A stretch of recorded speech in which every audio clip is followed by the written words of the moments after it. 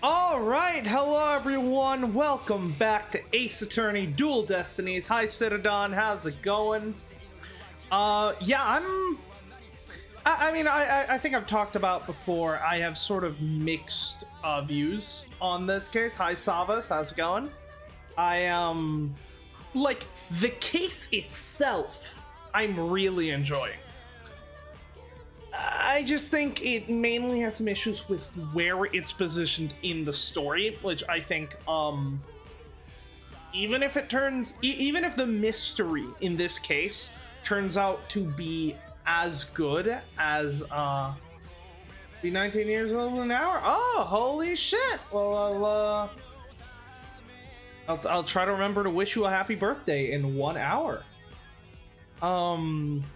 Yeah, Yeah, I feel like even if this case like ends up being just as good as Rise from the Ashes on a mystery standpoint, which so far I don't know, but it's possible. I don't know what twists and turns are waiting for us. This is a DLC case, so I'm hoping it's a bit lengthier than a normal case, right? Kind of like how Rise from the Ashes was.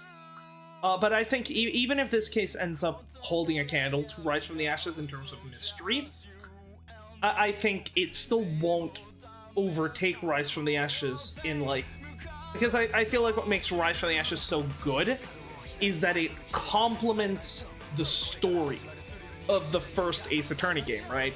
You know, cases 1 through 4 get complemented so well by Rise from the Ashes, especially the characters of Phoenix and Miles Edgeworth, and it just sort of builds so well on Edgeworth's character development.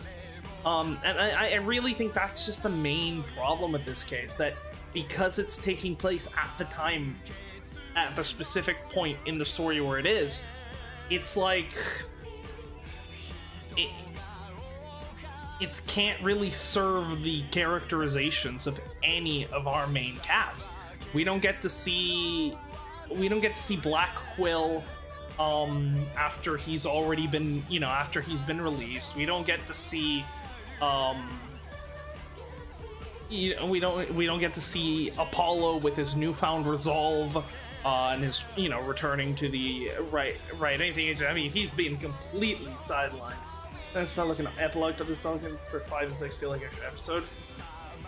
There's a difference. Yeah, but I feel like when you are making a DLC, I feel like you should try to get that to serve the main storyline, which is what makes Rise from the Ashes so good. I was thinking, right?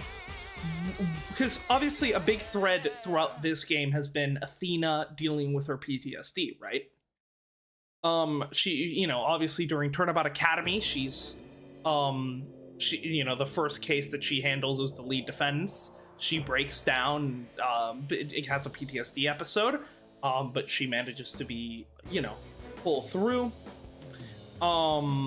Then after that, in Turnabout Countdown, which is when it's her first time handling a case on her own, again, she has this breakdown with this, PTSD episode, but eventually, through the course of Turnabout for Tomorrow, we are able to help her overcome her black psyche locks and all that stuff, right? Now, I still feel like that shouldn't have been Phoenix to do that, but okay, sure. Let's assume I'm looking at this from the perspective of Dual Destinies has already been written, it's already out, we gotta make a DLC case, okay? What do we want in a DLC case? I feel like from that perspective, I think it would have been cool to set this case after Turnabout for Tomorrow and have you play the whole case as Athena and have her actually be able to defend an entire case on her own, without having a breakdown. I feel like that would have been a really nice way to have to complete her character arc from being unable to stand in court to being able to actually go through and do a full case on her own. And then we could also see a new side of Prosecutor Black Quill, who's now he's been released from jail, he's no longer on death row, and he obviously doesn't have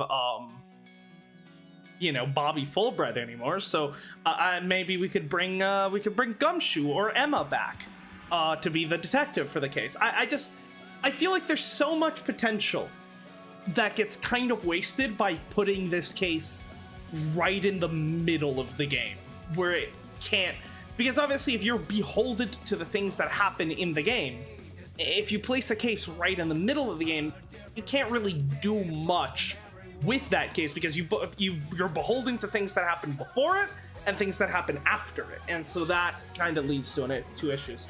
But other than that, other than its placement in the story and the fact that you're playing as Phoenix Wright, I'm really enjoying this case so far. I don't know if it's true, but I heard that originally this case was meant to be in the base game as the of the DLC in order to split Cosmic Turnabout and Turnabout for Tomorrow. I think I heard something similar to that, and if so, yeah. I'm personally of the opinion that that Cosmic Turnabout and Turnabout for Tomorrow should not have been split in the first place. I think they should have been a single case, because, yeah.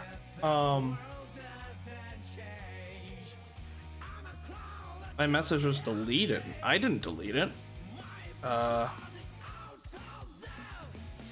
Yeah, I do notice that sometimes your messages end up getting, like, deleted. I have no idea why. Yeah, I don't think Cosmic Turnabout and Turnabout for Tomorrow should have been split in the first place. Absolutely not.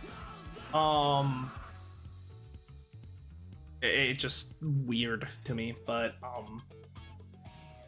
yeah. If this case was meant to be in the original game, I guess that explains certain things, but I don't know. Because they were worried that the case would be too long, but it really isn't, right? Because Cosmic Turnabout has 2 days in court, right? And then Turnabout for Tomorrow only has a single court day, right? It's all, if you put them together, you get a 3-day court case, that's just par for the course for final cases, right?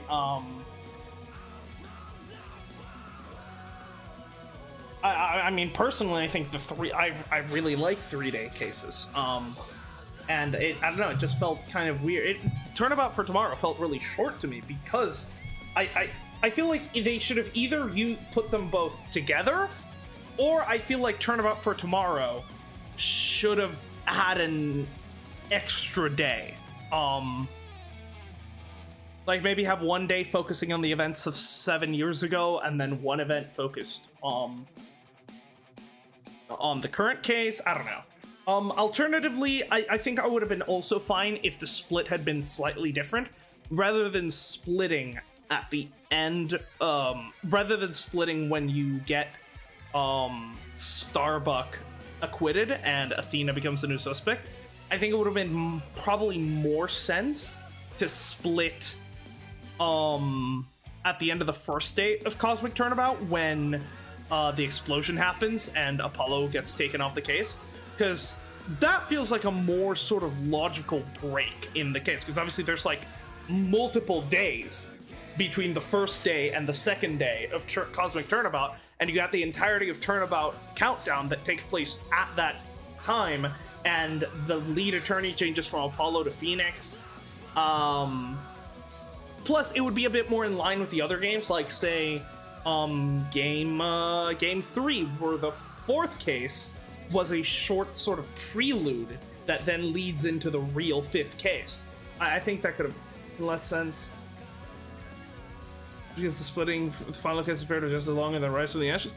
Oh, now I am intrigued. Now I'm excited for that one. When the 3-day trial rule was introduced just before 1-1, but both Mia cases end in a single day.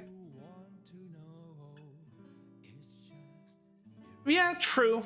Though to be fair, that wasn't exactly one of them was just an easy case, but like the other one wasn't exactly her fault. Her fucking client committed suicide on the stand. But, you know, as much as I have my issues with Richard Turnabout, I really liked how it worked with, we get this sort of prelude in case 3-4, where we just play a single court day as Mia, and then after that, you know, we get the big bridge to the tournament. So I feel like that would have made more sense, because, like, to me, like, hold on, let me just check on my channel what the lengths were, because, like, Cosmic Turnabout took me, Cosmic Turnabout took me about 10 hours to complete. Turnabout for Tomorrow took me about 12. So yeah, Turnabout for Tomorrow is only 2 hours longer than Cosmic Turnabout, which, I mean, seems kind of weird, because it's just like, I guess they wanted to split it in half, but I feel like Case 5 should be longer than Case 4 was. So I feel like it would have made more sense to have, like, the first, you know, like, 4-ish hours of Case 4, which are, like, the first trial day, be its own thing, and then, you know, tack on the last investigation. I don't know. I just feel like, honestly, they shouldn't have been split in the first place, if you want my honest opinion, but I don't know, it's just weird. But yeah, I'm mostly just still sad that we never get to, like, see Athena, like, complete a case on her own. My girl has been absolutely robbed. But yeah, let's hop into the game, shall we?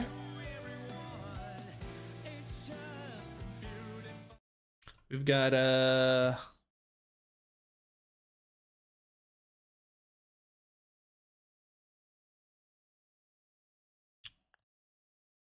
we go.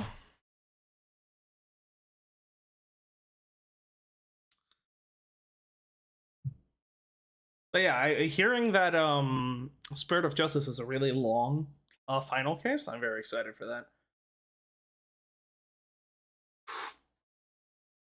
Capcom just wanted some extra money, so they sold the case meant to be base game as DLC. I mean, that's honestly probably more likely what ended up happening, but still, I feel like it's kind of a waste. Like, I don't mind this case being DLC, that's fine. I just feel like it should have been handled in a way that, because it's just, like, placing it between...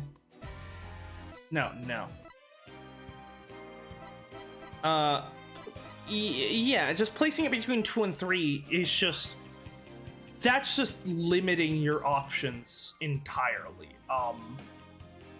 I feel like it should be how it is laid out here, with it taking place at the end. And it should have been led by Athena and a newly released Blackwell. I think that would have been really interesting, because that would let you expand on their characters a lot more.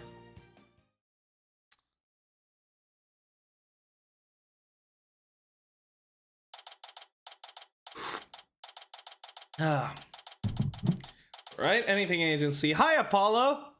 Oh, he's not even here! Oh, there he is. How are you enjoying your own trilogy? Hey, Apollo, how are you enjoying your own trilogy? Mr. Wright, I haven't done anything for, like, the last 10 hours.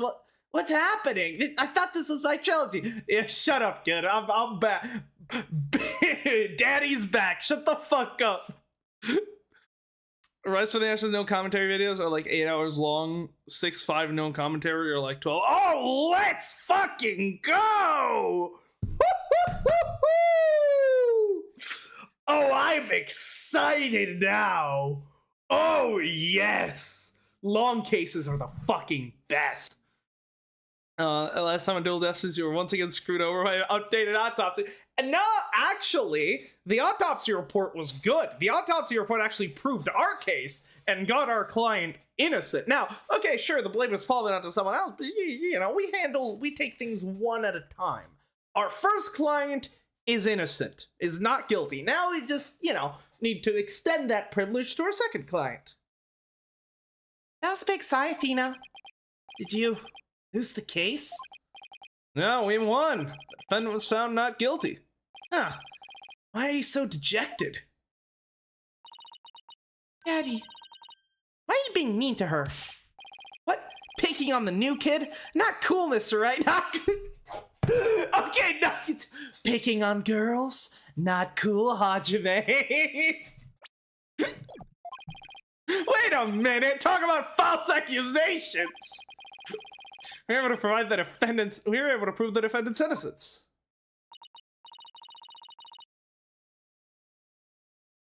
Don't worry, Polly. I heard it's your game next. It's my trilogy.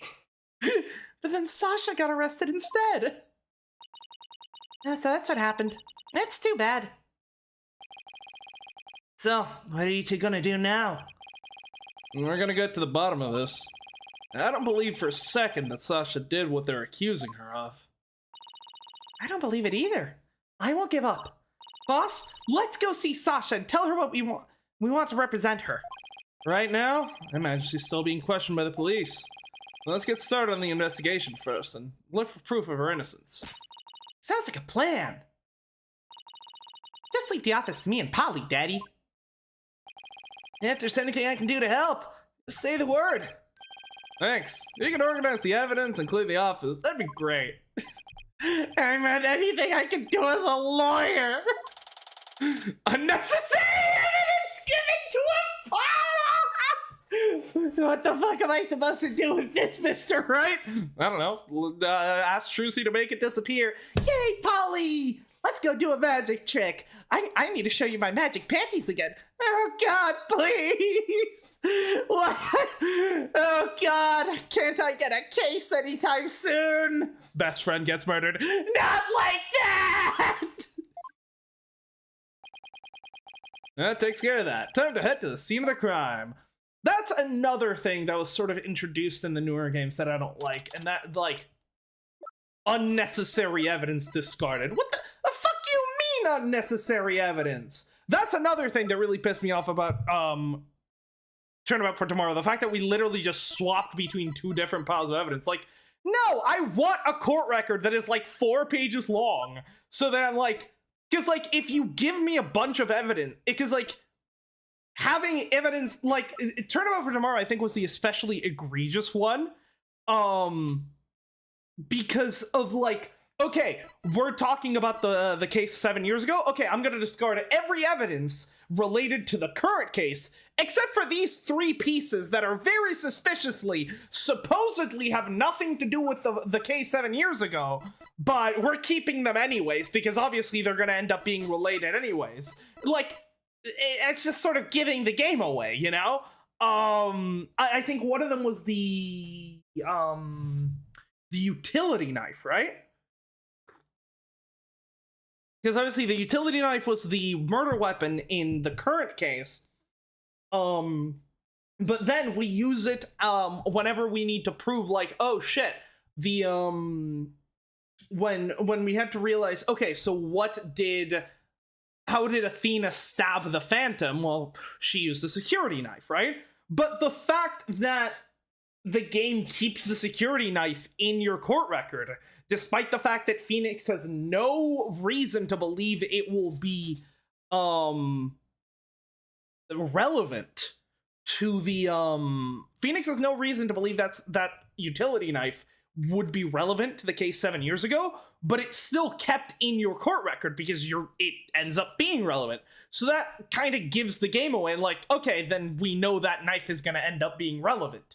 So I think that the evidence switch that we did in Turnabout for Tomorrow was especially egregious. All the rest of the times, I think it's been generally a lot better because it is genuinely like worthless shit. Like, but I don't know. I still feel like evidence lists should be longer, generally speaking. So set up the entire night again. In that case, won't even be halfway done when we get to 6-5. I will try to pace myself a little bit better than I did for Turnabout for Tomorrow. It's just that, like, when a really good case just grips me, I'm like, I don't want to stop playing. I want to keep playing, you know?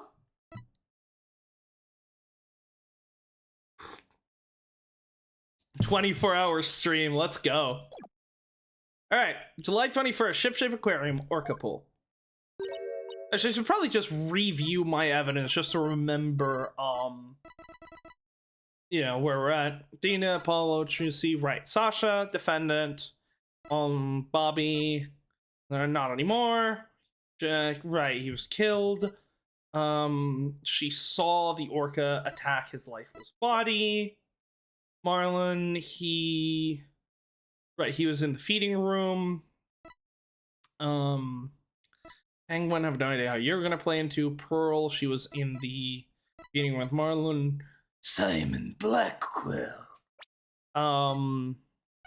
Right, they were practicing for a new stage show, and so as a result, Orla had learned some new tricks, including the trick to, bring a drowning person up to the surface. And my chat has decided to stop working again. Forget about the evidence list. Getting rid of evidence is dumb. Well, I feel like sometimes it makes sense. Like, I think in, like, Turnabout Goodbyes, at one point you just get rid of the newspaper article about Gordy, because, like, you already solved, like, okay, we know what Gordy is, and we know it's not really related to the case, so we can get rid of the Gordy newspaper article. It was something like that. Like, there are certain situations where, yeah, I feel like a piece of evidence, like, has served its purpose and is just... Because, like, in a lot of cases, there's, like, evidence will come in handy at a specific point, and, like, you probably will only have to present it once, and then you'll understand, like, what that evidence relates to. But there are certain parts where, you know... But I think it should be pretty rare whenever they do it. But yeah, they were learning new moves, obviously. Right. And the scarf was going to be part of the new thing for the show. Then over here... Right, so supposedly what ended up happening is that the crates were dropped on the body after it was taken out of the pool, and as a result... We got those, the gold coins ended up everywhere, and the red scarf ended up over the victim.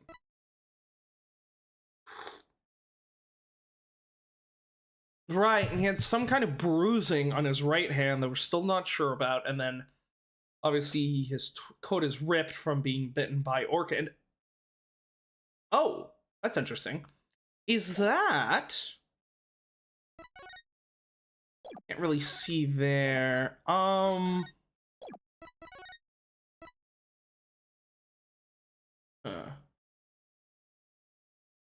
It doesn't have a sword. Now, I'm not sure if he carries an actual, like, prop sword there, or if he carries one of the walkie-talkies, because it is obviously shaped like a sword. Hold on, let me rewatch the Swashbuckler video, just until we can see him. Aha! Yes! I wish I could pause the video, but, yeah, you can see that his, yeah!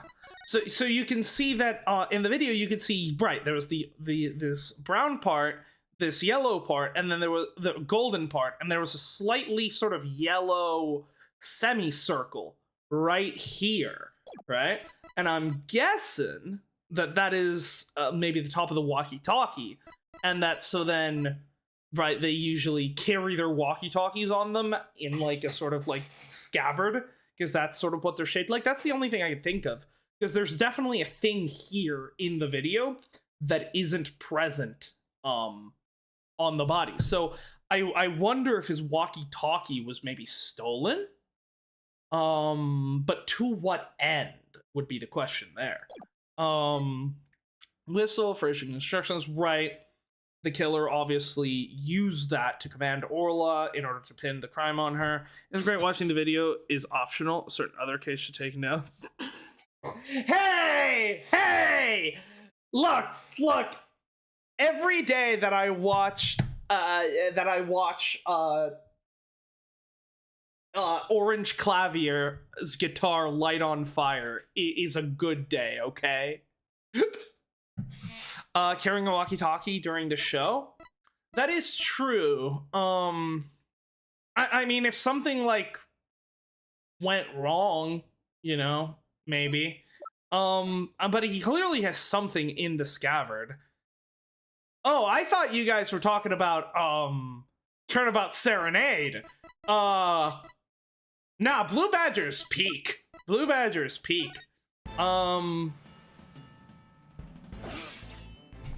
Yeah, right there. You can clearly see that there's something in the scabbard that is gone now. I don't know if that's necessarily the walkie-talkie, but based on the fact that the walkie-talkie is sword-shaped, we know all aquarium staff should have one, and it is the right color. I think it would make sense that that's where the walkie-talkie would normally be, and it could just be and maybe the reason why it looks like a sword is so that it can, you know, crew members can carry it as part of their costume, even when they're like, in a performance. That way, you know, they can, they have it on hand in case anything goes wrong or something like that. Because obviously, you know, especially being an aquarium with live animals is not, you know, it's not just a stage show. There could always be like emergencies and stuff like that, and especially, I think, for the owner of the aquarium, I think it's I think having a communications device on hand at all times is probably a good idea. So I think that could make sense. Okay, so one of you was talking about Serenade, one that was thinking about Rise from the Ashes. That is fair. Yeah, no, I never minded the Blue Badger one. And Turnabout Serenade, yeah, I don't think I noticed it the first time around. But yeah, definitely on I've just been recently watching someone play through the game, and yeah, it is really bad. Serenade is really bad. I still like the case. I don't really think the oh, the gun was too big thing is really that valid, because they do explain it in the case, but whatever. Yeah, the use of flashbacks is definitely too much. But yeah. So someone killed the captain, dumped his body in the water, no, it was falling, right. See, this is why we do this. Right, so someone drained the aquarium. I guess Orla was placed somewhere. I mean, obviously they probably drain the aquarium regularly to clean it, I'm guessing. And Orla probably just gets moved to a temporary tank while that happens. So the aquarium gets drained. The captain gets pushed into the aquarium. As a result, he gets bruises all over his body, as stated in the autopsy report. Right, sometime before 10 a.m., concussion, head trauma, found to be 65-foot fall. Oh. That's interesting. 65-foot fall. But the pool is only 100 feet. Or is that... Oh, that might be ceiling, like top of... Like, ceiling of the room, not top of the tank. Okay, that would make sense. That would make more sense. I don't... That feels kind of... Like, why would they give me ceiling to pool bottom instead of just the depth of the pool? I feel like that would make more sense. Yeah, blow to the head received... Right, so clearly, he was knocked into the aquarium, died... I think my controller is dying. I was playing Elden Ring a couple of days ago, and I was noticing a little bit of stick drift, so I think there might be some issues with my controller. I don't know.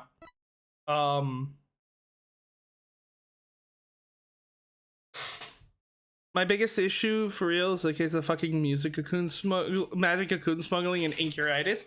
I don't know. I think those... it's very Ace Attorney to just have an incurable disease called Incuritis. I mean, you have fucking, like, bomb disposal specialist called Can Disarm. You have a motherfucker called Romaine Lettuce. You know, like, you have a serial killer called The Killer. Like, those pun names are very on brand for Ace Attorney, you know?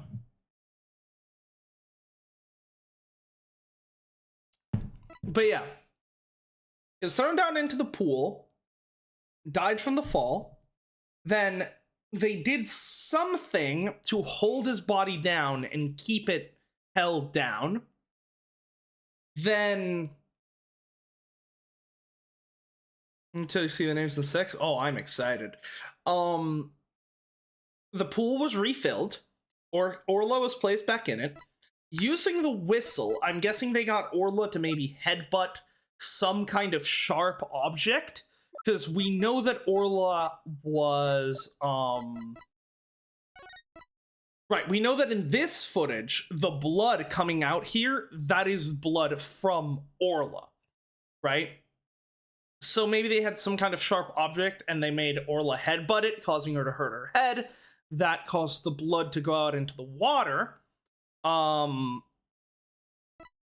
Because obviously they wanted to make it look like Orla was like mauling the fucking captain to death. Right, and so then they again blow the whistle for Orla to bite the captain and bring it out. So the combination of Orla bleeding and Orla having bit the captain should have theoretically had this image, but with a bunch of blood all around to make it look like Orla was the culprit. However, there's no blood here because I think what the culprit didn't take into account is the fact that Orla loves hats. And so it put on Captain Shipley's hat, which blocked the blood from splurting out, and then the rest of the water was just sucked up by the water filtration system. So then, right, the body was then taken to the surface, where it was placed on the edge, probably, as part of the rescue maneuver. And then the killer knocked down the crates, or did the killer knock the crates down? That I'm not sure of, because we know the crates were knocked down. That caused the wound in the back of the head, and that caused the all the coins. But I don't think the killer would have caused all the crates to fall down. I think, I think it was speculated that it was Orla that knocked down the crates in order to like call the other people in to like, oh shit, the captain's been killed. I need to warn the humans. So, but we know Orla is smart and she can create a lot of noise. Captain had already been dead for drowning. No, he died from fall damage. They drained. He was long dead before they put him in the water. So.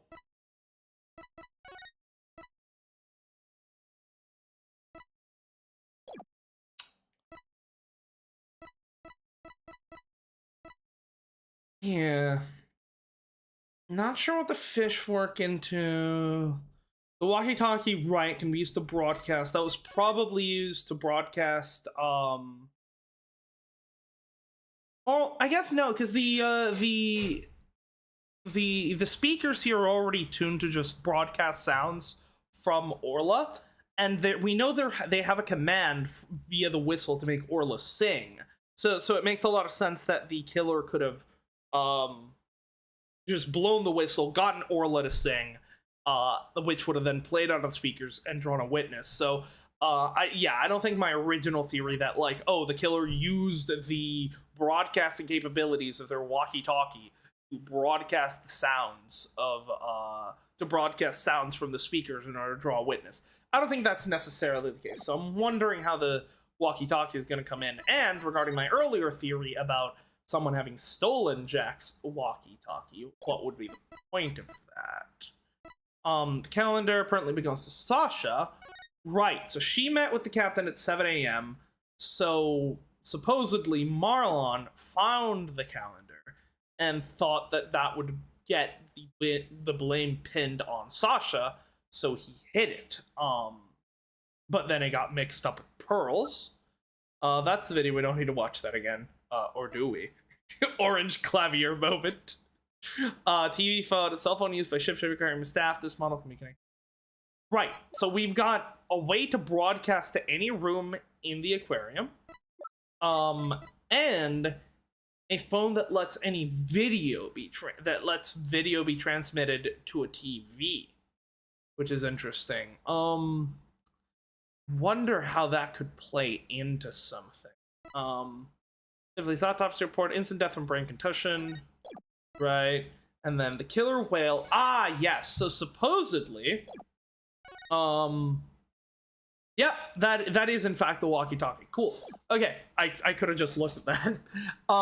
Yeah, we'll get into that in a second. So yeah, so about a year ago, Orla supposedly killed her previous trainer, this woman, and yeah, her she also has the scabbard with the with what's clearly the walkie-talkie because it's got the weird handle. It's got this little thingy, and if you look at the walkie-talkie, right, it's got the handle, it's got the thingy. I wish we could see like rotate evidence in 3D like we could in the previous game. But yeah, so that's clearly where the crew keeps their walkie-talkie at all times. So I do find it interesting that Jack's walkie-talkie has been stolen. And I'm wondering what the purpose of that could be. There's also something here that looks maybe kind of like a notebook. I wonder what that could be about. All right, we've got a lot of mysteries to solve. So let's get back to it. Oh, there's no water in the pool. Orla, where are you?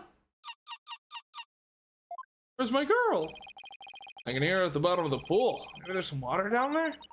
Oh, that sounds so sad. Maybe she misses Sasha? Probably because her pool has been drained. Oh, there, shouldn't get right up to the edge like that. Ah! You don't want to end up like the victim! Besides, the police are still conducting their investigations here. Don't go poking around. Does Captain have his whistle? Yes, Captain has his whistle.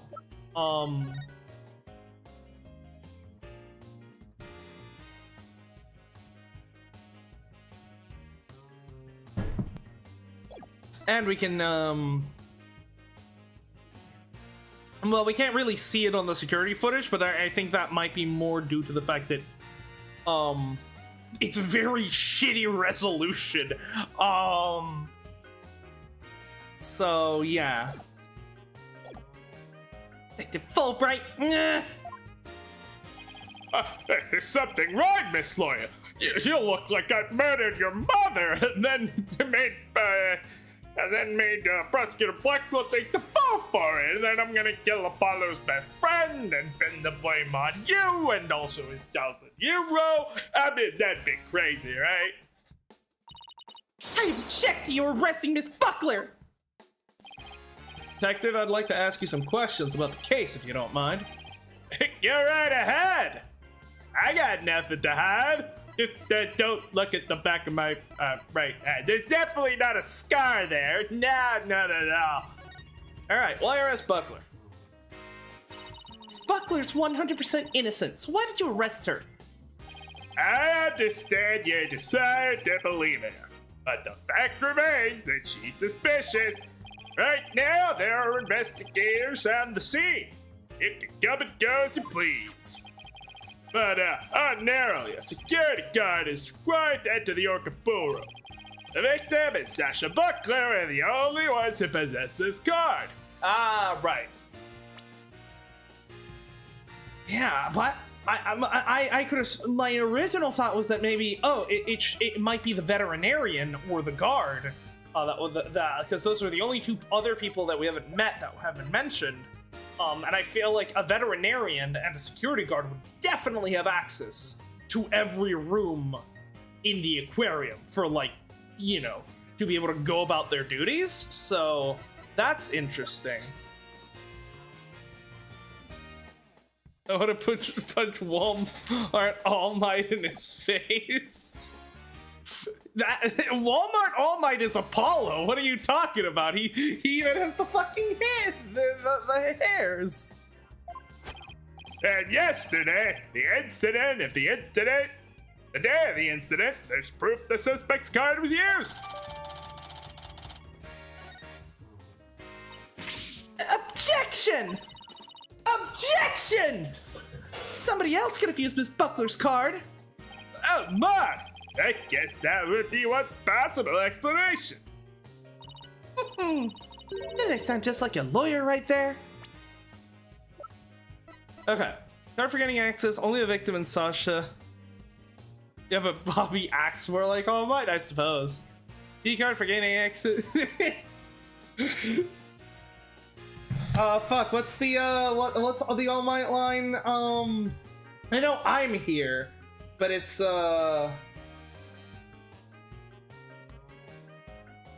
everything's alright because I am here.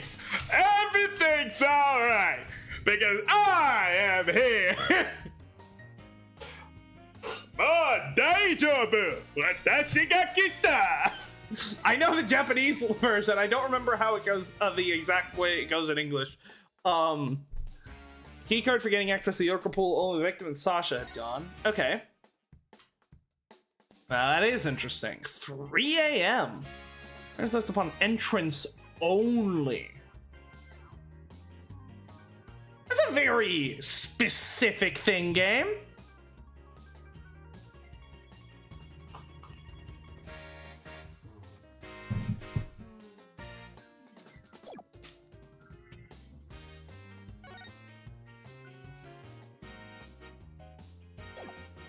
So,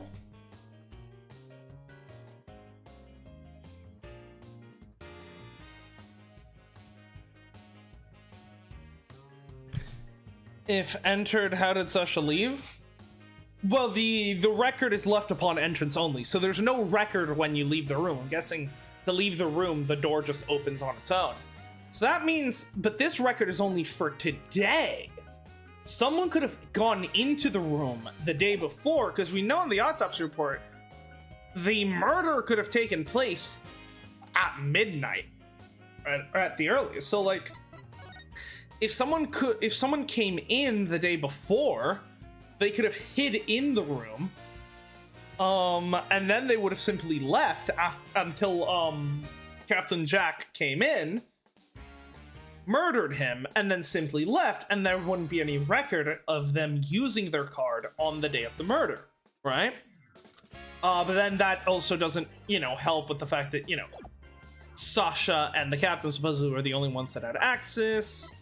And interestingly, in the planner, Sasha was supposed to meet with the captain at 7, but she only showed up 3, which is 4 hours early. Now, I know being early to a meeting is polite, but 4 hours might be a bit much. That's generally about the time where the only thing you can hear is Apollo Justice practicing his chords of steel right before a court trial.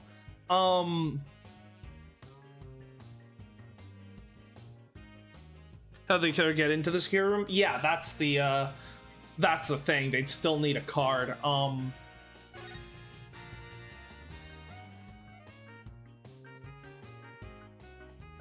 But yeah, you'd assume if Sasha was meant to meet the captain at 7, I mean, I could buy that she came in at 3 to, like, maybe work with Orla or whatever, but then unless she came at 3 a.m. for whatever reason and was just here, like, doing, like, training Orla for, like, 4 hours until Jack arrived, I suppose that could have been a thing. Then they meet, Jack arrives at 7, they meet, for whatever reason they need to do that, and then she leaves. So I suppose that could work. But yeah. Follow crying in the office because everyone is ignoring it.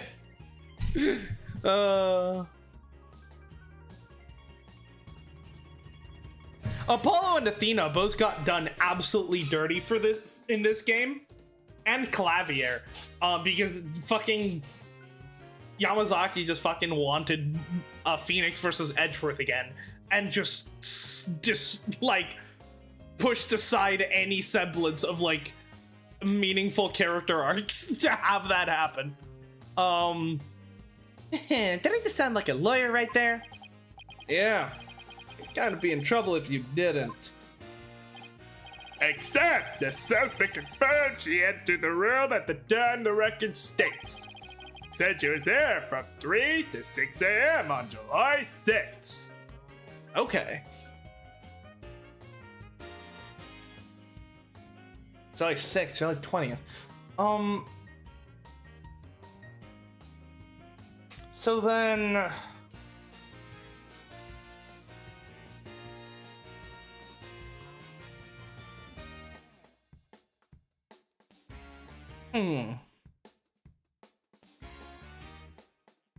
So yeah, if she left at 6, then either she didn't come to the meeting with Jack, which would be suspicious because unless she knew that Jack was dead, she would have then returned at 7 for the meeting, right? I mean, I could totally buy someone leaving to like get breakfast at like 6 a.m. and then coming back. but there's no record of her entering at 7. So, I mean, either Jack showed up early and they as well, and they had their meeting early, or she. Yeah, that's definitely puts a lot of suspicion on her. That's for sure. Apparently, she is giving the Orca ballroom a good cleaning. Cleaning in the middle of the night? Yeah, she said that a lot of heavy-duty cleaning is done at night. The suspect also admits that she was fighting with the owner before the murder. What's more, nobody saw the victim again after he met with the suspect. Objection! There must be something I can object to in there somewhere. Save your objections for tomorrow's trial. By the way, Detective Fulbright, I think Miss Buckler's questioning is over? No, not yet. But I told the guy in charge to take it easy on her. Why? Is something wrong? Forget I said anything. It doesn't concern you two anyway. It does concern us. We intend to represent Miss Buckler. What? You do? Well, in that case, I have a favor to ask. Could you get this medicine to her? Medicine? Was it the Hickfield Clinic? No, don't, please, don't make me go there. No, wait, no,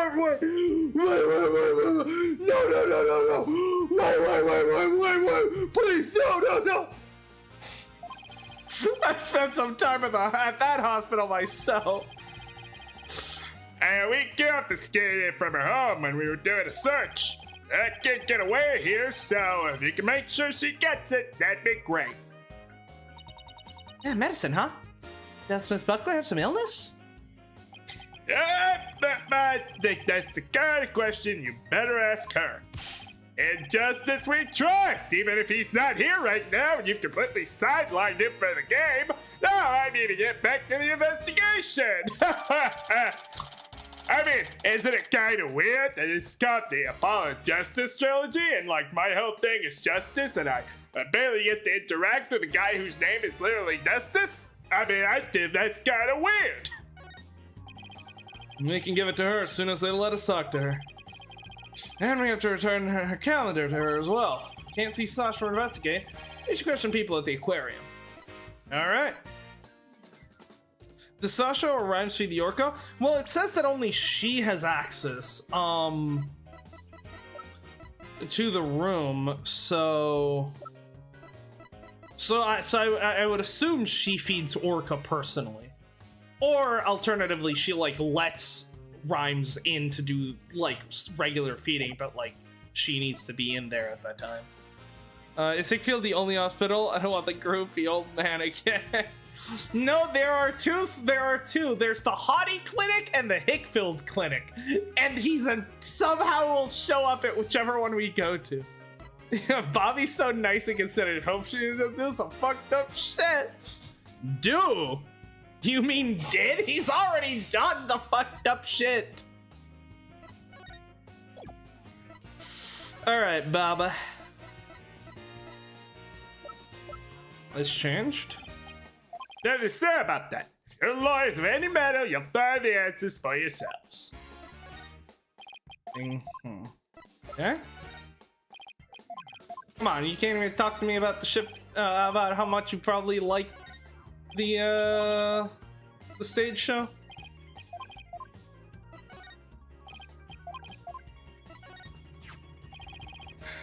Please give this to Sasha Buckler. It's very important that she has it. Hey, you're pretty considerate, aren't you? Even to a suspect. Of course! I treat everyone justly and fairly, no matter who they are. In that case, you'll share the prosecution's information with us, right? It's only fair. You've got a point there, but that's quite the pickle. His heart is filled with confusion. I don't think you'll get him to listen now. Oh, so you... That's,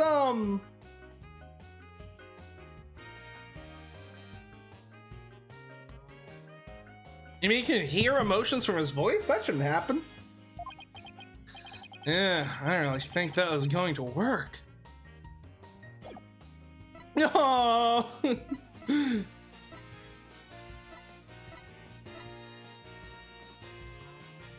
Plus, you see fucks Athena's fingerprints on the medicine now.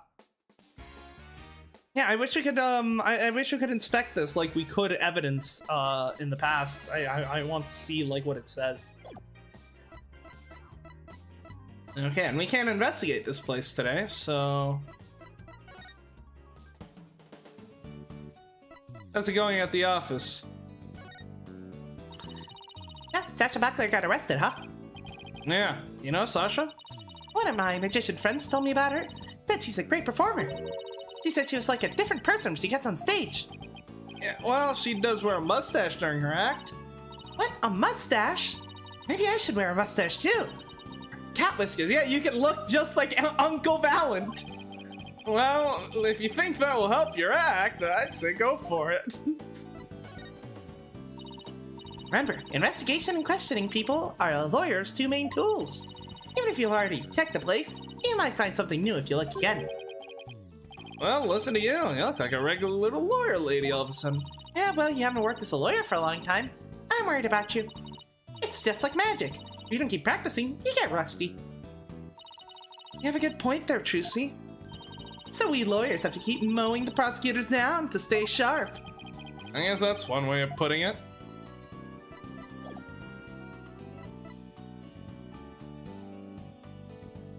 Hey, there's Apollo. Trucy, Capcom has him tied up in their basement. Oh, okay, that makes sense.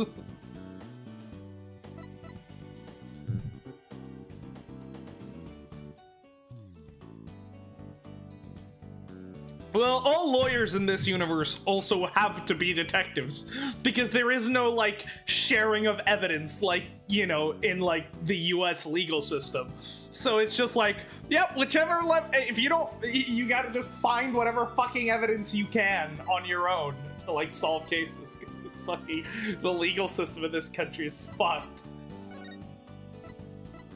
Alright, we can't go to the detention center yet, so let's check out the Aqua Tunnel. Probably Rhymes is gonna be here. Or no, we can talk to Athena here. I can't believe it. Just when we prove Orla innocent, Sasha gets arrested. I'll never forget the prosecutor blackmailing Detective Fulbright. Stress on my heart is just too much. Or Athena. She's really upset. We better do some more investigating if we want to save Sasha. Let's check the Orca pool room again and question everybody involved. Gee, Mr. Wright. Sure know how to stay calm in a crisis. I can top that! Look how calm I can be! Yeah, the very definition of calm, I'd say. Good for you! Now let's get back to the investigation. I had a thought. How about if I tried getting on Taka's good side? And maybe he wouldn't attack me on that awful prosecutor when that awful prosecutor Blackwell told him to. Not sure it's that simple, but anyway. How are you gonna get on his good side? Well, if I made myself smell like meat, he'd start to like me. The way to a bird's heart is through his nose, right? I'd rather you didn't smell like meat while you were standing next to me on the bench. Oh, don't worry, you can just have Apollo sub in for you. Oh, that's right.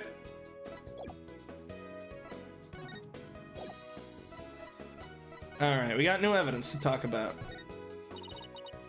Oh, I get it. Your current state of mind is gather all the information you can. Let's concentrate on useful information from now on, okay, boss?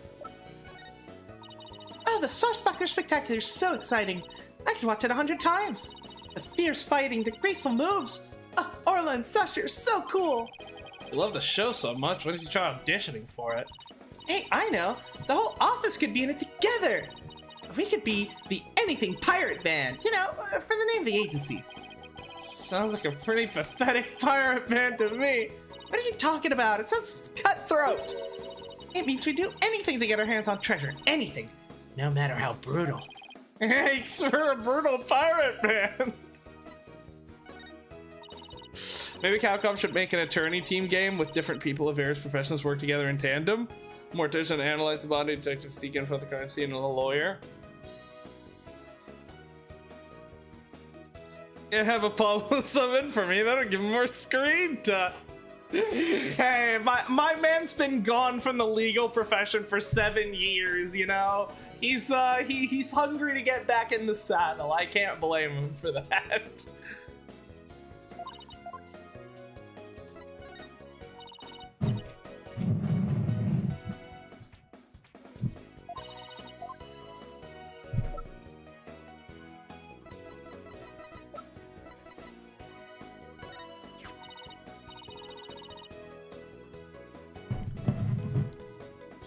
It's just horrible.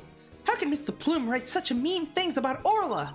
This awful book made the judge doubt her innocence. Especially since he's a fan of Mr. Plume's work. Feels like a conflict of interest.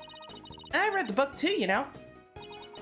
I hate to admit it, but he's a real page turner. Read about the scenes to life. Mr. Plume is a powerful writer. He knows how to capture the reader's imagination. Maybe I'll ask you to sign the book for me. Wow, what do you know? Looks like you really did become a fan. Oh, I get it now. Your current state of mind is gather all information we can get. Well, let's concentrate on useful information from now on, okay, boss? Oh, I get it. Okay. Alright, nothing from you here. Does Trucy tell me anything? Phoenix and Apollo in Ace Attorney 4. This is your story from now on, Apollo. Phoenix and Apollo. Apollo, clean the fucking toilet already! Welcome back, Cynodon.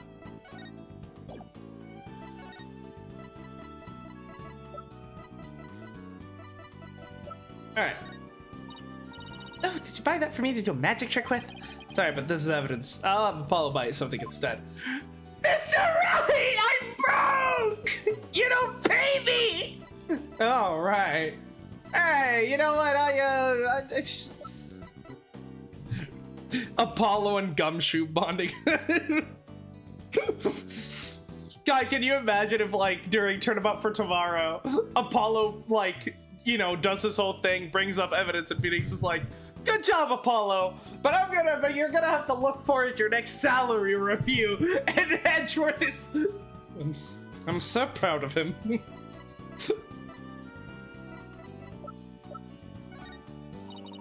That suspect is spectacular chip-shaped aquarium is my #1 competition. Oh, is it now? Thanks. Oh, happy birthday, Cynodon. They talk about the show a lot at the Wonder Bar. I've been setting up on their format, you know? I think your magic show is pretty great just as it is. Thanks, Daddy. But I'd like to do an underwater magic show someday too. That would be cool. For example, I'd like to do one of those underwater escape acts. Absolutely not! Too dangerous! Say Hobo Nix would have just been like, yeah, go for it. Oh, do you buy it for me to do a magic trick with? No.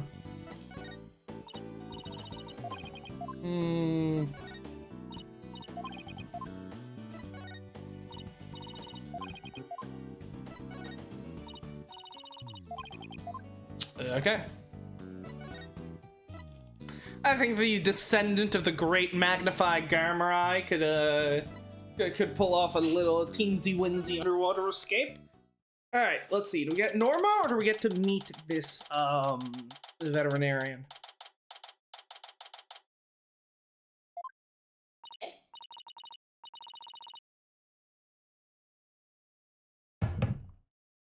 Ah, that door is open. It was closed yesterday. Well, you know what we have to do, right? Of course, boss. We sneak in and check it out. Hey, you two. Oh my god, the microwave noodles, the fucking sleeping bag. Oh, fuck. Oh, this guy's a mess. Barges into a person's lab without permission. Ah, we're sorry. My apologies, sir. She insisted. Don't throw me under the bus, Mr. Wright. You still have a picture of Zach in his office? Fuck the guy. Okay, Zach's kind of an asshole, but I don't really get all the hate that he gets. I don't think it's that warranted. A polite thing to do is knock and ask if you can come in. I'll start over. Yes, sir!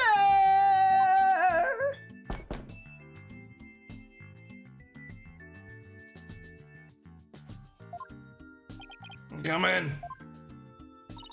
Thank you. Sorry to bother you. Now, what can I do for you? Medical problems? Well, yeah, I'm not feeling super good at the moment. We're not making any progress on this murder investigation, and... Hey, miss, where is the patient? Don't you have your pet with you? Oh, wait a minute. That was my last job. This is the aquarium. I was exhausted from all the questioning. I must have fallen asleep. What's with this guy? My apologies. I just woke up and, yeah, I was a little groggy. I'm Dr. Herman Crab. Okay. Hermit Crab? I'm Shipshape Aquarium's resident veterinarian. Oh, you're the Dr. Crab Mr. Rhymes mentioned yesterday.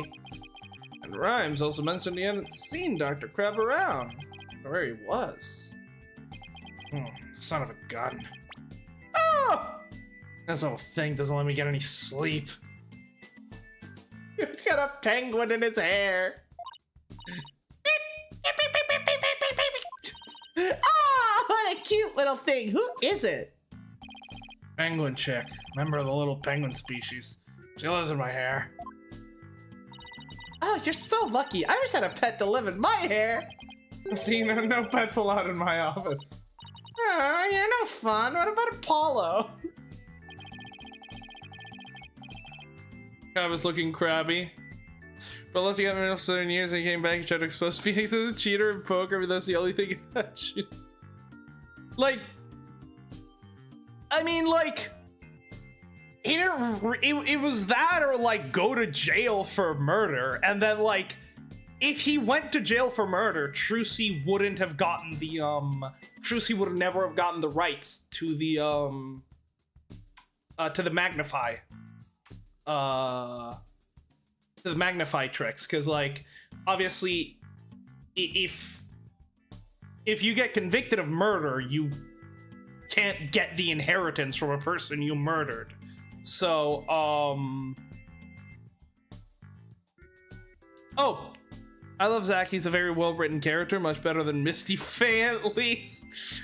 Yeah, I like Zach. So the thing is, like, if he had gotten convicted of murder, the inheritance that he got from Magnify would have been null and void, and it would have instead probably gone to Valent. So Zach wanted Trucy to eventually inherit the Magnify magic. But if he was found guilty, that would never happen. So he had to go on the run. You can't exactly take a small child with you, on the run, so it's better for him to leave her behind.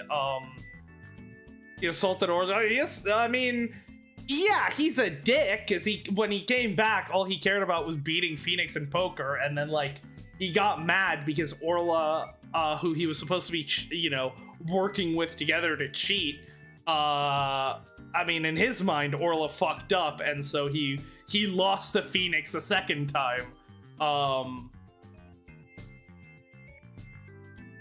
He regretted assaulting her in the Japanese script. I'm sure he regretted assaulting her. I'm sure it was like he just got mad and attacked someone. Like, he doesn't seem like the most mentally stable person, sure, but I don't think he's, like, terrible. I think, and I don't think he's necessarily a bad father either. You two don't have any particular business with me. Please leave. If you have to get ready to make my rounds, back in you go, little one. Wait, we'd like to ask a few questions to save Miss Buckler. Hold on. Don't tell me you're the curious pair who defended Orla. That's right. Please let us ask you a little about the case. Alright. Before we do that, let's present some evidence. No waste my time with useless nonsense. I'm sleepy, I tell ya. He won't even glance at it. It's my attorney's badge. I just got it back. Don't waste my time with useless nonsense. Okay. Son of a gun. How could you die before fulfilling your promise to me? Mr. Shipley promised you something? Promised he would make Ship Aquarium the greatest aquarium in the world. It's because of that promise that I agreed to become the resident vet here. You were just a regular veterinarian before this? Yeah, very similar to Big Top. Everyone seems to love Jack.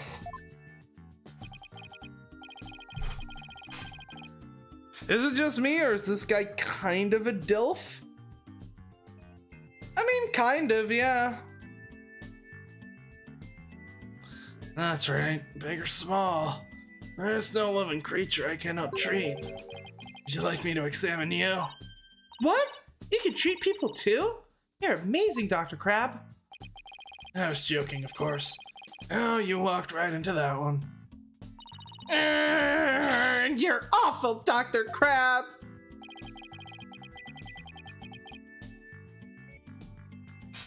About Trucy, as in the winner gets to be her legal guardian? I don't think so.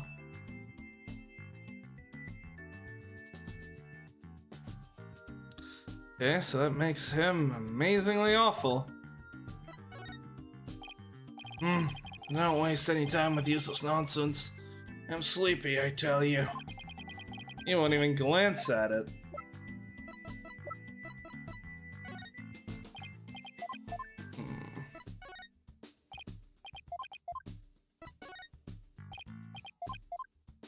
Oh. Not even about the stage show, huh?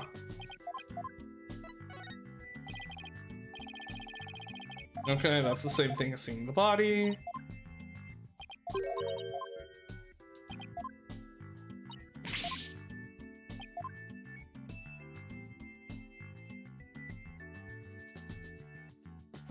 I think Zach gave the locket after the loss after assaulting Ola. Well, no, I'm pretty sure it's pretty explicitly stated that Phoenix took the locket off his dead body.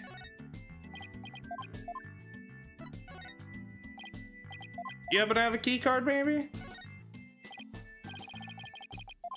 Nope. Okay. Herman Crab. Dr. Crab, were you gone from the aquarium yesterday? That's right. I had some minor business at the Supermarine Aquarium. Supermarine? That's a funny name for an aquarium. Supermarine Aquarium is the nation's biggest dolphin therapy treatment center. I go there myself. I'm friends with their dolphins. You and Apollo were talking about animal-assisted therapy yesterday, weren't you? I go to Supermarine once a month, but I live here, of course. You live here at the aquarium? That's right. I have a sleeping bag here, and sometimes I use the nap room. I'm responsible for the health and well-being of all the marine creatures here. If any of them have a sudden medical emergency, I'll be here to help them. Wow, you're kind of rough around the edges, Dr. Crab, but you care about your work. Hey, buddy. Is this young lady trying to pick a fight with me? I apologize for her, sir. She tends to be too honest. Well, you're no paragon of politeness either, apparently. Can we see the penguin chick again? Stop, don't come any closer. Ow! I'm sorry she attacked you. She doesn't like anyone but me, I'm afraid. That's the first one she saw when she hatched, so she thinks I'm her parent. She targets people for my hair, so please be careful. She's just like a little sniper, isn't she? Exactly, that's why I named her Sniper. Her mother's name is Rifle. I see. Sniper and Rifle, huh? What a dangerous sounding mother and daughter. So this is Rifle's daughter? Which means both mother and daughter now hate me! Little penguins are generally belligerent little creatures. It's hard to get them to warm up. But they're nocturnal, so you might be able to touch them during the day. You and Sniper get along well, don't you? Just like Sasha and Orla. But unlike Sniper and me, the two of them seem to truly understand one another. This one keeps me awake every night. Looks like I won't sleep until she leaves the nest.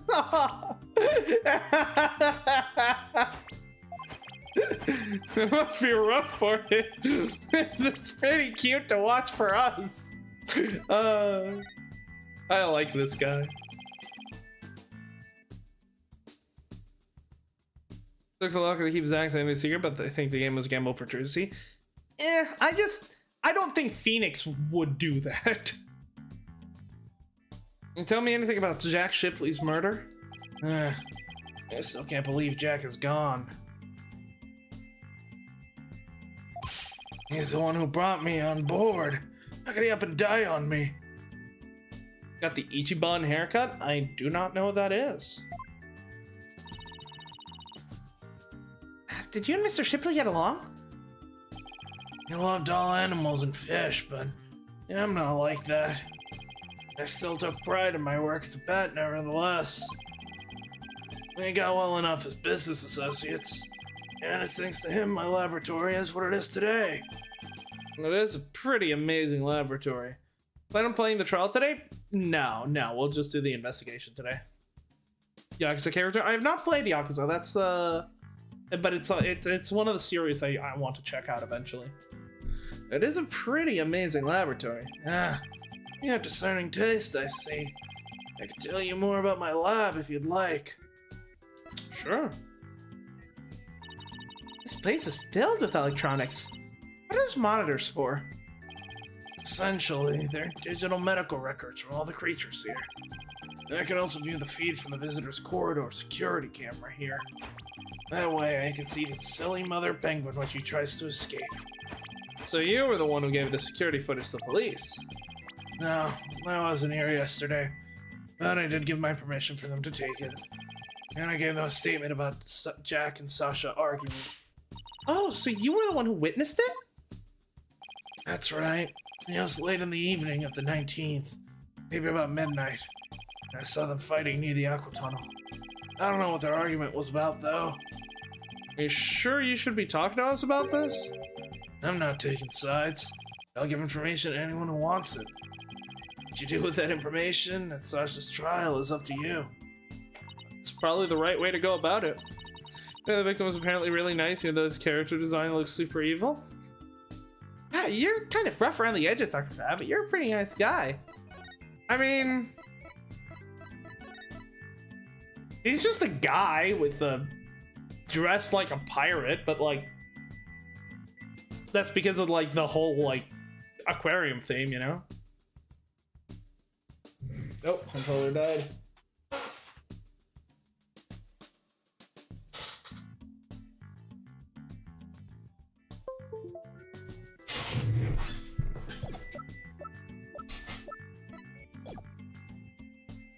Kind of rough around the edges, Dr. Crab, but you're a pretty nice guy. You are trying to pick a fight, aren't you, young lady? Ah, isn't that cute? He's easily embarrassed. Beep, beep, beep, beep. Son of a gun. Are you hungry again already? That silly mother penguin's nowhere to be found again. Beep, beep, beep, beep. Would you quit peeping in my ear? According to a walkie-talkie, rifle is somewhere around the aqua tunnel. See her. Could you bring her to me? I have to go examine some other creatures. And no sweat. And this time, I'll get her like me, too. Rifle has escaped again. What is she, the Houdini of the penguin world? There's no guarantee we'll find her right away, but let's head to the aqua tunnel. Is the Von Karma cravat thingy? Edgeworth has the cravat, and he's like the goodest boy. Oh, it's you two, the blue and yellow duo. I'm very angry about what you did this morning. Uh-oh, we ran into the sea lion before our penguin. I write the truth, and I will find that truth with my own eyes. I will be bested by the likes of the blue and yellow duo. When we become the blue and yellow duo? Athena will never give up. In that case, I'll leave the questioning to you, Athena. Thanks a lot, Widget. Well, at least she's a worthy adversary. Okay, let's do this. You'll do great. You know, being the boss isn't half bad. Alright. Got some new evidence to present to you.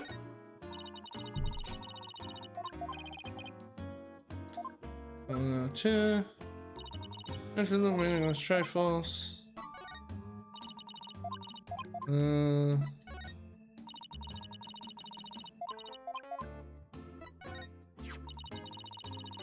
If it's an autograph you want, I give them out to anyone, no matter who it is. But make sure you've read the entire book before you ask. After all, the worth of a book is not who the writer is or what the cover looks like. Huh, that actually makes sense. I'll be sure to read it. I read it. I hate to admit it, but I thought it was very well written. Well, well, yellow girl. I just might have to learn your name. Really? I'm Athena Sykes! I simply wrote to Banana Girl when I signed your book. Because of the yellow, you see? Banana Girl? That's the worst one yet! So, do you regret being a fan now?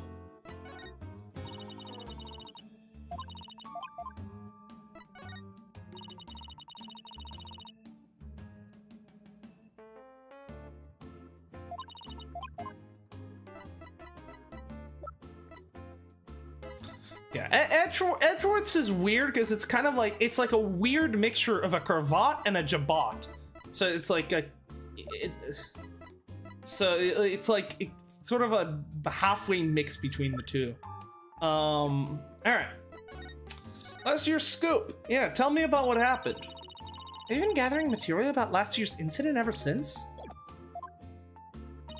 That is correct. An acquaintance of the victim asked me to look into it, you see. An acquaintance of the victim. I refuse to divulge any information about my clients. The aquarium is saying it was an accident, but I don't believe that's the truth. It seems to me they're hiding something, every last one of them. The only thing I can think is that the killer whale murdered that poor girl. You don't even know if it's true or not. That's enough of you, yellow girl. As I said, I'm still investigating the matter. Once I learn the truth, I plan to write a sequel to this book. She was completely taken with her investigation. I came to make a report on the anniversary of the previous trainer's death, only to find the aquarium owner murdered. I was deeply shocked. This incident happened on the exact same date as the last one. It can't be a coincidence. Anyway, better ask Mr. Plume about today's trial. So, you heard Orla singing, and that's when you realized something was happening? Correct. Oh, it's all so galling. I still can't believe the culprit is me, Norma de Plume. In any case, I swear that Killer Whale's song brings misfortune. First last year, now again. A fun song like that? How could it bring misfortune to anyone? You think that barbaric song is fun? I'll never understand the taste of children. I don't remember that Swashbuckler Spectacular song being all that barbaric. And if you don't remember it, I'll gladly sing it for you. Oh, God.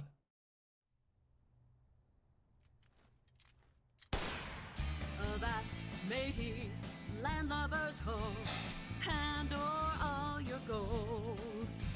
Pillage, plunder, then feast like kings. What is happening? Joys of pirating. That's how it goes. Now, what is fun about those lyrics, pray tell? You seem to be enjoying it well enough. Wait a minute, that isn't Swashbuckler Spectacular song. This is the song from the Swashbuckler Spectacular. Oh my god. Oh, we be pirates, we love to sail the seven seas. Just a bunch of scallywags who are as free as free. Oh, they got her fucking tied up. Through storms and waves, all because you see great treasure and adventures waiting just for me. I love that we got a fucking musical episode of a fucking Ace Attorney game. This is the best.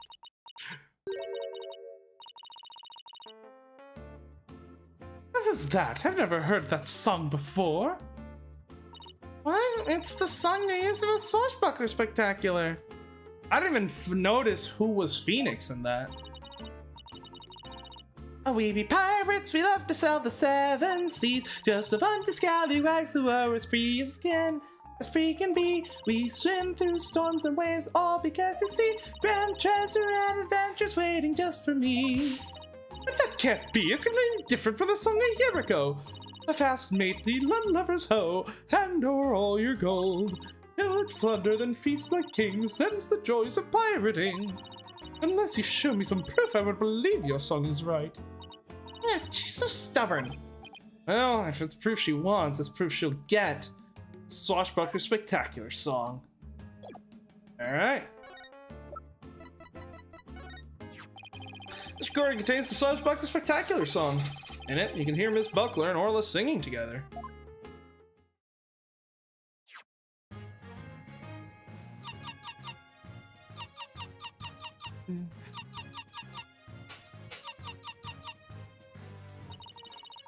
Five's out because you see grand treasure and adventures waiting just for me. Murder during a Broadway musical? That would be a lot of fun. But I've never heard this song before.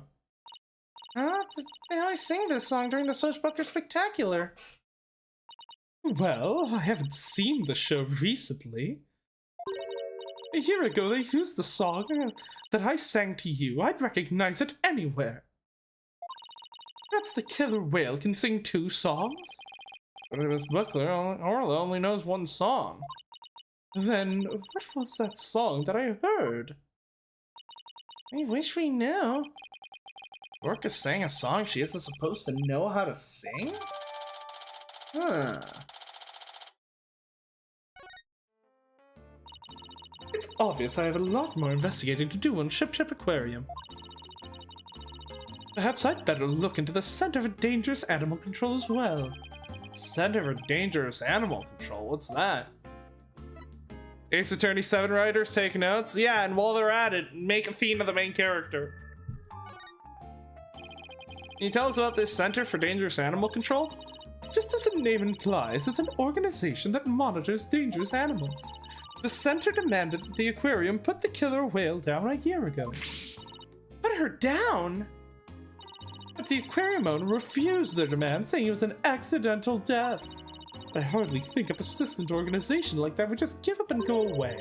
I'm quite sure the power of money helped convince them. What makes you think that? Once a month, the owner and the vet disappear from this aquarium. Wait. And I came to find out each time a large amount of money was being paid out. Well, the vet disappeared on the day of the murder. But not the captain.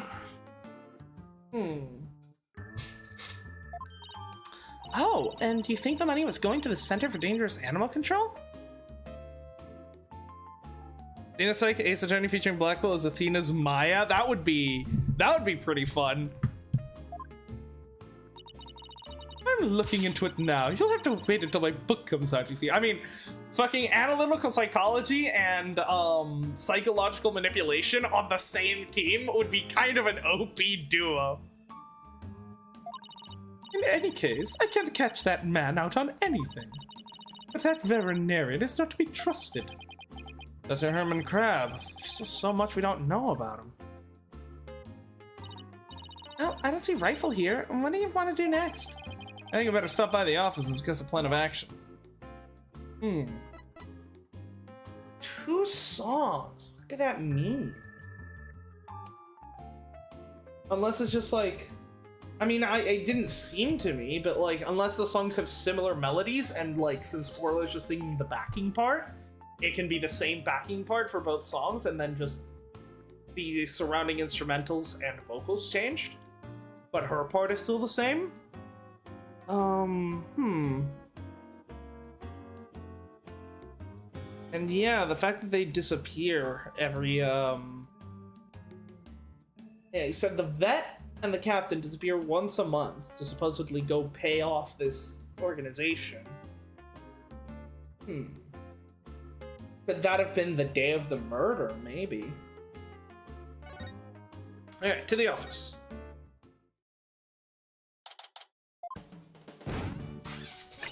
Oh, they're back. 3, 2, 1, ta-da! Wow, you pulled Mr. Nick's cell phone from your magic panties. That's amazing. That's all for Trucy's Magic Show. Come back and see me next time. Great job, Trucy. You never fail to impress. I have no idea how you did that either. We're back. Oh, Pearl, stepping by for a visit. Hello, Mr. Nick. Are you missing something? Oh, thanks. The old magic panties, huh? How's the investigation going, Mr. Wright? Ace Attorney Investigations Herlock Sholmes. I have not played Great Ace Attorney yet, so I wouldn't know. Since we're talking about like game ideas, there's one that I heard that was super cool, which is Ace Detective, which takes place it takes place across 2 different time periods. First, right after Phoenix loses his badge in right, so 7 years ago at the very start of the Dark Age of the Law, and then another one, I think, right, I think after the events of Apollo Justice, and the cases that take place in the past, you would play as Gumshoe with the original Bobby Fulbright as your sidekick, and then in the present you would play as Emma Skye, which I think is a really cool, would be a really cool game, especially if like you swap back and forth between present and future, or present and past, I suppose, from case to case. I think you could. There's a lot of possibilities there. I don't have much time, but we didn't get a chance to check out the crime scene yet. See. Oh, speaking of checking out the crime scene, Daddy, you should bring your forensics kit with you. Fingerprint powder to check for prints, and luminol testing for the look for blood. Let's fucking go! Emma Skye somewhere out there is fucking like losing her mind. Wow, Trucy, I know you had stuff like that too. I got it from a detective friend of mine. Mr. Nick, I'd like to help you with your investigation. Can I borrow your forensics kit? That's too bad for making you work when you're supposed to be having fun. I don't mind, and I'd like to see Rifle again too. Plus, what's more fun than science? If you have anything for me to do, I'd like to help too. Yeah, thanks. I'll be sure to ask you if anything comes up. No! They're trolling me! They're fucking trolling me! An investigations type game during the 7-year gap where he plays Phoenix with Baby Trucy's psychic, and the game takes place during Europe during one of his trips. That could also work. Yeah, absolutely. Yeah. Obviously, Phoenix could still show up in a game that takes place shortly after him losing his badge. But yeah, anything that gets, I think the Dark Age of the Law, specifically that 7-year gap, I'd be really interested in seeing more of. Especially, yeah, they could also like run into Emma or something during one of their Europe trips. I'll be right here, hanging around, watering Charlie. If you think of anything. I appreciate that, Apollo. I got some good kids here. Alright, team, let's do our best. I have faith we can save Sasha all together. Except for Apollo. Water the fucking plant, loser. It sure feels nice to be part of a great group like this. I just want to say that I really love working here. All of you fabulous people. Thank you for bringing me aboard, boss. Same here, Athena. She's so earnest, she's making me blush. Okay, let's run over to the aquarium. I hope I can be of some use at the forensics kit. Hey, wait up, you two. They left without me. Phoenix and Athena because dual destiny. Yeah, that is true. That would also be cool. And just as we trust, good timing. We're done to the crime scene for now. And we're just about to examine the show stage. Model and Rhymes helped with the cleaning, so we got to talk with them. Thought it'd be more tight-lipped than this, but eh. You're welcome to look around now, if you like. Yeah, thank you. I think we'll do just that. Oh, by the way, if you want to examine the bottom of the pool, I recommend using that hoist over by the ladder to get you down. Crane-like thing hanging from the ceiling, right? Got it. Just stand on the ladder platform and the police car will operate it for you. Thanks. I'm gonna the pool be less deep. Good luck to us both, and justice we trust. I love Bobby. I really would like to see the real Bobby at some point.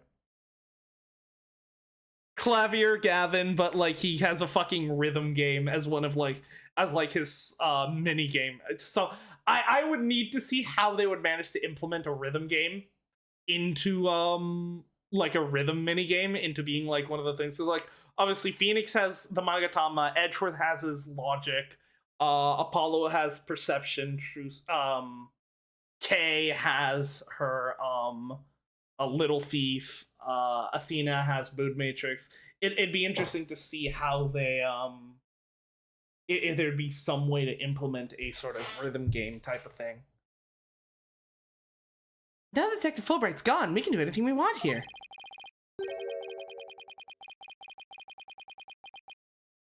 Guard is still here, so keep your voice down when you say stuff like that, Athena. Alright. Let's have a look around. One of the giant octopus legs has been broken off. Orla's spikes sure can do a lot of damage. This Shipley must have been really strong to be able to return those hits. I'm pretty amazing myself when it comes to strength. I run every day. I go mountain climbing too. I bet I could return Orla's spike. Well, I'll be able to someday anyway. Really have to turn every little thing into a competition?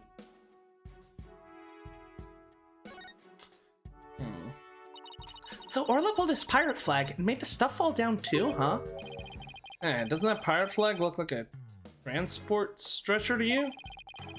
Judging by its size, it's probably for Orla. Hey, you're right. There are holes for her flippers too. Pirate flag designed. Mr. Shipley sure was into the whole pirate thing. Maybe get serious about the whole lawyer thing too. Can't let Prosecutor Blackwell outdo us. Okay. The body. Looks like the water was drained for the police investigation. Seems kind of sad somehow without the water. Yeah, when something that was there before is suddenly gone, it's a psychological effect. Like, for example, if all those magic props in the office suddenly put away neatly. I don't think that's ever gonna happen as long as Trucy continues to practice magic. Well, she might not always be interested in magic, you know? She's at the age where young women start to worry about their future. The same thing happened to me, and I ended up becoming a lawyer. I'm pretty sure Trucy will always be interested in magic. Do you plan on playing the Great Ace Attorney? Yeah. So we'll finish this game, then we'll play Investigations 2, then Spirit of Justice. And after I'm done with Spirit of Justice, I'll go ahead and play the Great Ace Attorney games. I've heard some really good things about Great Ace Attorney, so I'm super excited to play them. Yesterday I asked around about this Orca pool room, you know? They say this hoist is used to move equipment, and even Orla herself. How do they move Orla? I thought you'd ask. Apparently, they use a stretcher made especially for an Orca. Oh, what do you know? You know, looks pleased with herself. Where does this lead off to? Because this could be a way for someone to come into the room, maybe. Alright, so over here... Or... Plan on playing Ace Attorney fan cases? At some point, maybe. I have a lot of games that I want to get to, but at some point, sure, I'm sure, like... I mean, with all the, like, with all the remasters that Ace Attorney has been doing, I would not be surprised if, we end up getting some kind of, if we end up getting a, Ace Attorney 7 at some point in the near future, because, like, that feels like the reasons why you would release the, Investigations Duology and the Apollo Justice trilogy are either to drum up hype for a new release, to gauge interest for a new release, or to give new players of the series who maybe only played the original trilogy on Steam to catch up to where the series is in anticipation for a new release. Like, the only reasons I could think that they're doing this is to plan ahead for a possible new release. But yeah, if Ace Attorney 7 would so yeah, if there's an Ace Attorney 7, we'll obviously be playing that, but if not, I mean, it's been quite a few years since you know, Spirit of Justice came out, so I'm sure there'll eventually come a time where we've played all the games and I'll be missing Ace Attorney after like going a couple of years without playing a new one, and then I'll probably be like, I miss Ace Attorney, let's play a fan game or something like that. Because I'd be interested to see what the community can come up with. The victim and Sasha had security cards for this door. Sasha was the only one who had entered the room up until the time of discovery. And I imagine fan games are probably going to be harder than the mainline series, since, like, obviously, you know, the series has to be solvable by, like, you know, your average player, even if, you know, they can have some great stuff, but at the end of the day, they still need to have cases that can, you know, be solved by most people. At some point, the MC and DGA most like what you would expect from veteran Phoenix than actual Phoenix in 5 and 6. That'd be very interesting. The room of Sasha was the only one who had entered the room until the time of discovery. It might be easy, but they can do this. Kind problem. Sasha was devastated by Mr. Shibley's death. That means the true culprit has to be somebody else. So chin up, boss. Onwards and upwards. As the boss, I shouldn't be the one giving her a pep talk. I mean, I don't really think that's a valid, well, I guess for Athena it kind of is, because, like, she's the whole psychology thing, and probably knows that, Sasha is being genuine. But I think it's the more compelling argument for why,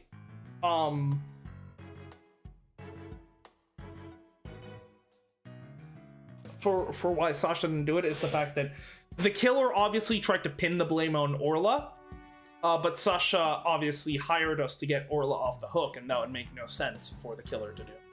I think we're gonna take a quick break here, and then when we come back, we'll continue the investigation. So yeah, we'll be right back.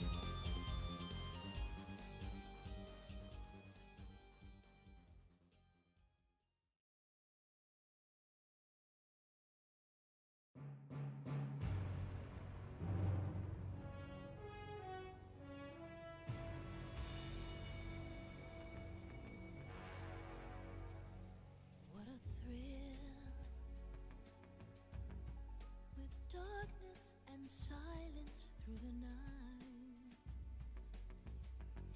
What a thrill.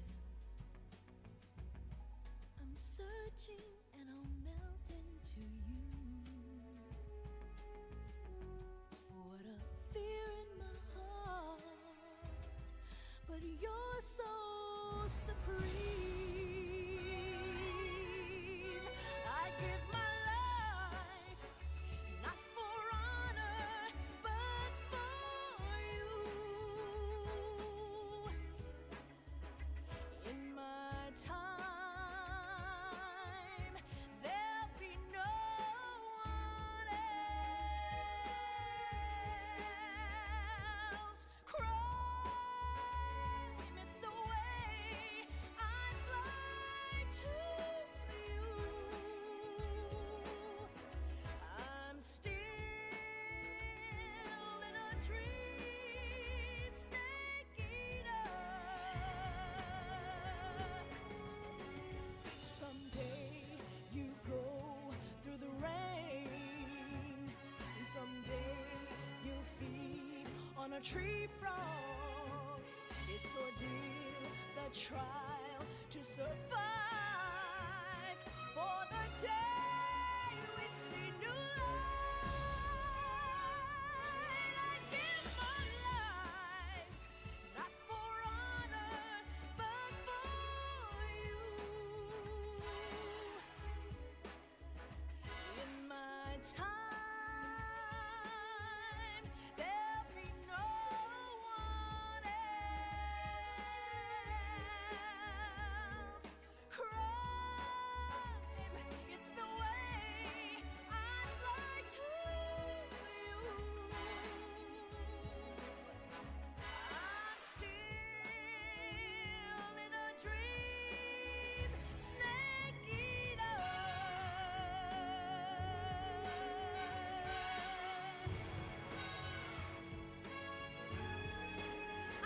I'm still in a dream, snake eater.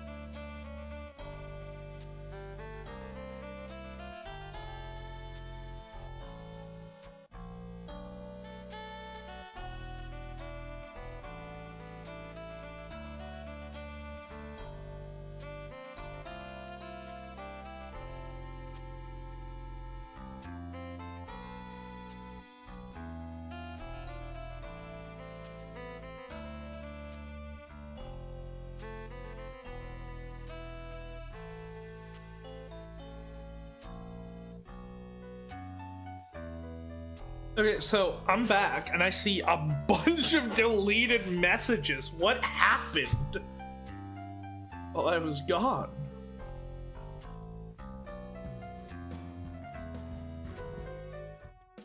Shut up, Gato. Nobody likes you. Alright. Hi, boy Tata. How's it going?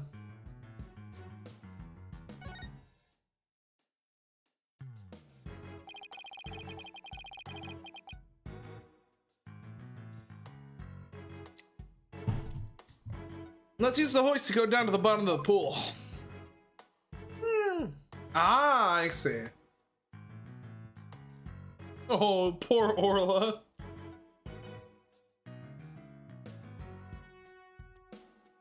I see. So they've got... Yeah. Okay, so they can place a divider.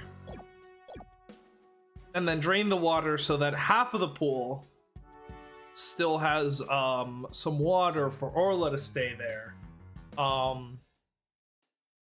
But then they can access the other half of the pool. Okay, that makes sense. So this is likely the state the pool was in when the murder was committed, and so the captain must have landed somewhere around here.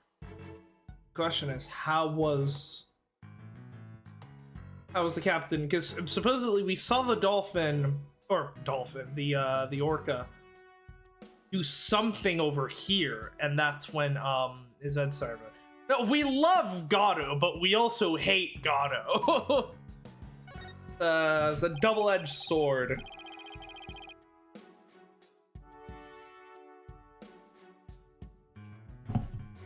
This is Orla's bedroom. There's even a sofa and everything.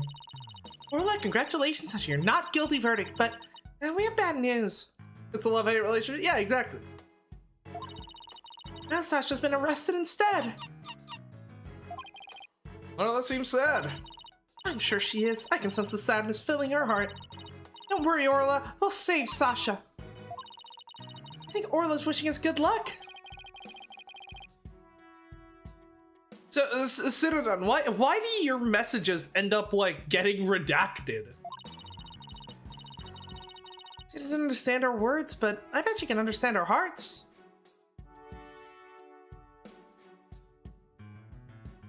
It seems to happen a lot. They call this Captain's Cabin on TV. Every night by the light of the lantern, Orla pores over her treasures. Huh, sounds more like a miserly housewife going over the family finances. I'm the one doing that? Don't ask why? Okay. Map, a compass, and a spooky skull-shaped rock. Orla's room is filled with pirate pizzazz. That skull rock seems out of place. It doesn't go with the other things. Yeah, it does seem pretty weird to have a big skull rock next to your desk. Maybe Sasha wasn't finished arranging the set? And when it comes to Orla, Sasha doesn't seem like the type to leave something half done. Her state of mind was you put it there. And that could be the key to this mystery. And I bet it's a mystery I can solve! Never mind that mystery, let's get back to the investigation. Okay.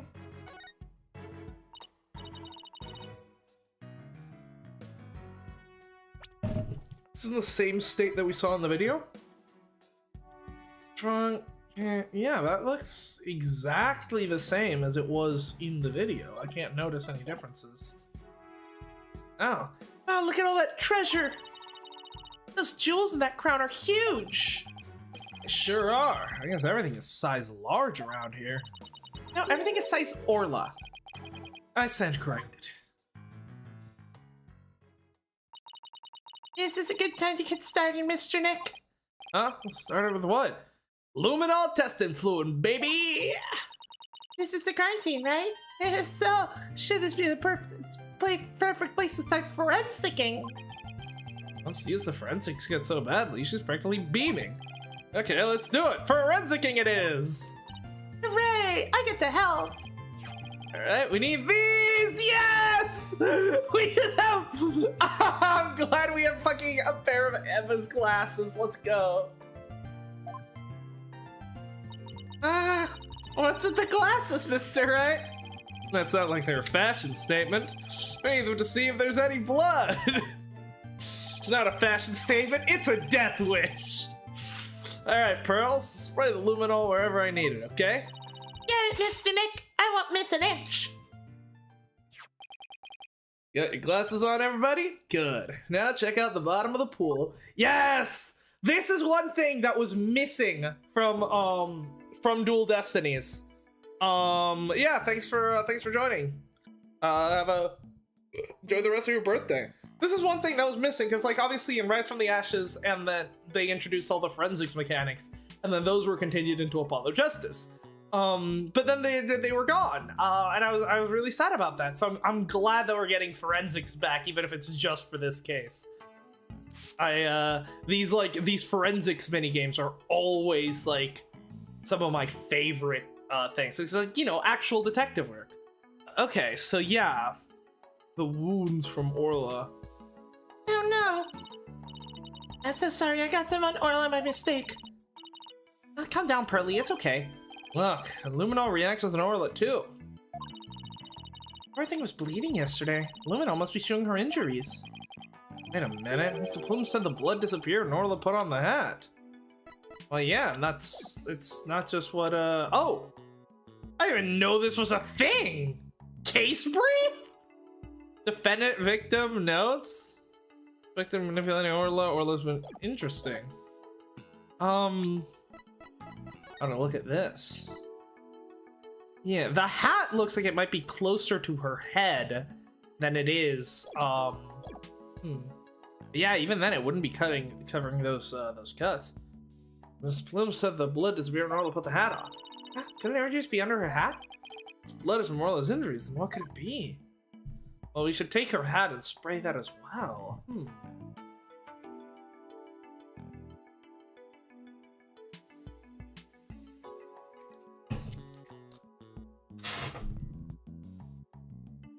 These cuts are likely from headbutting something. We know she used to headbutt the we know she used to like headbutting the captain, but I don't think they would headbutt to the point where they were bleeding. This is a much deeper wound, probably some kind of impaled by something. Huh.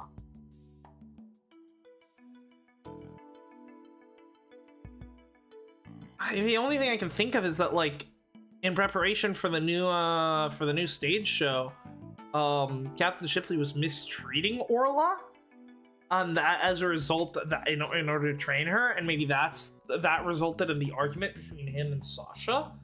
That would also give Sasha motive to kill him. So that would make sense.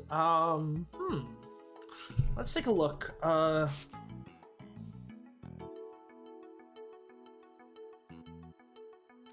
that rock. Yeah. Look, I see something. If your directions are correct, boss, I guess the luminal reaction means the victim hit a skull-shaped rock when he fell to his death. Guess so. Jesus Christ. Bro got mangled. Oh my. I'm surprised there's not like. I'm surprised he just has bruises all over his body. If he landed on that rock, like his entire like rib cage should have shattered. Unless he hit his head on it. I guess that's also a possibility. But if probably that would have definitely broken his neck.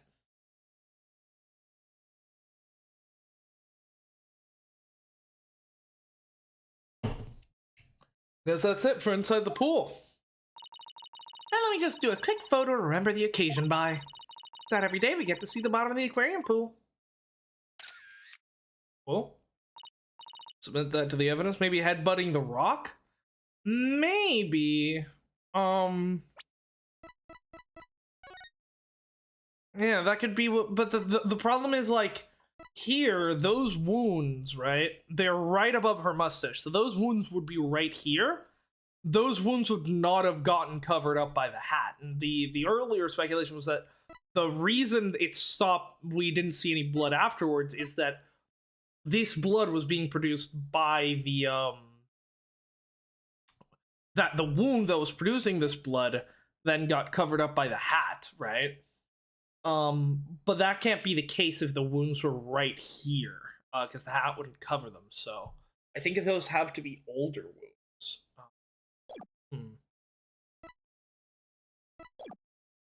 Yeah, that's a good shot. I'll mark with the luminol reactions for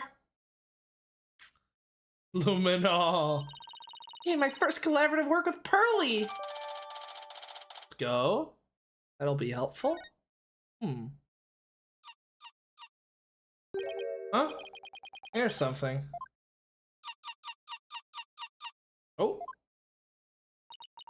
Orla? Oh, something's wrong with Orla. You're right, she's listless and she's sinking. Oh no, maybe it's because of the luminol I got on. Bro, imagine if that fucking luminol is poisonous to orcas. What do we do, Mr. Nick?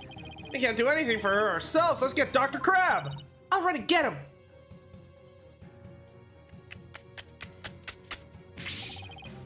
What's Orla's condition? She's listless and sinking. Maybe she's unconscious? Bull is strained. Son of a gun. Who did this? She'll drown unless you do something. Here, give me a hand. Huh? Us? No, I meant the Steel Samurai. Of course you! Just help me! What? All right. What do you want us to do? There's no time to fill the pool to get her up to the top. Get at the Orca stretcher. It's a piece of black cloth with a skull and crossbones, like the pirate flag. When the stretcher's ready, press the hoist button. Okay, we're on it. What's going on? No time for chit-chat! Get going on that stretcher! Both Orla's right and left brain hemispheres are completely asleep right now! She will drown if we don't do something!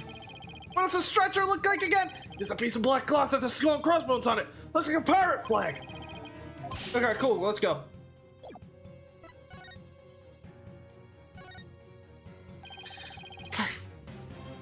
Pirate flag stretchers for the Orca, huh? I can't use it with all this stuff on it. Let's clear it off.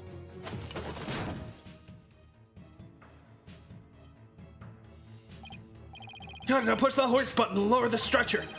Control panel's on the wall over to the right. Oh. This must be the button to move the hoist.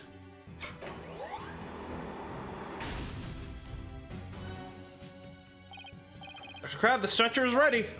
Good, get it under Orla.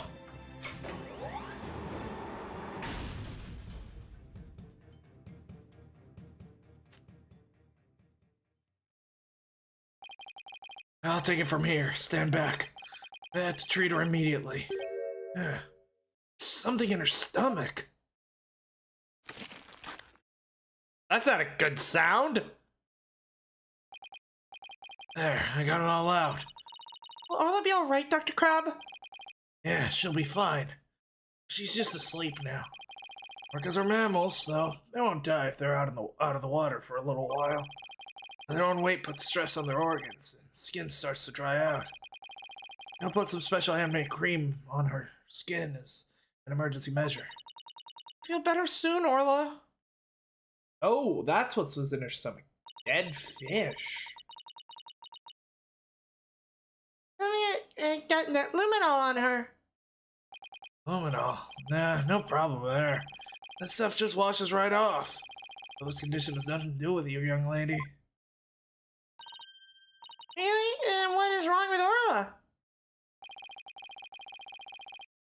I don't need to share that information with you people. It's none of your business. I have to get back to my round, so I'll leave the rest of the crew. Please keep an eye on Orla while I rouse up some crew members.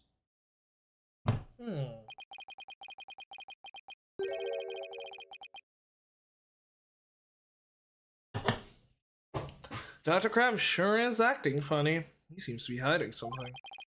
Maybe we should check on Orla's condition before the staff gets here. Absolutely. Oh, so Sasha, what is that? I'm gonna see their wanted, their bounties.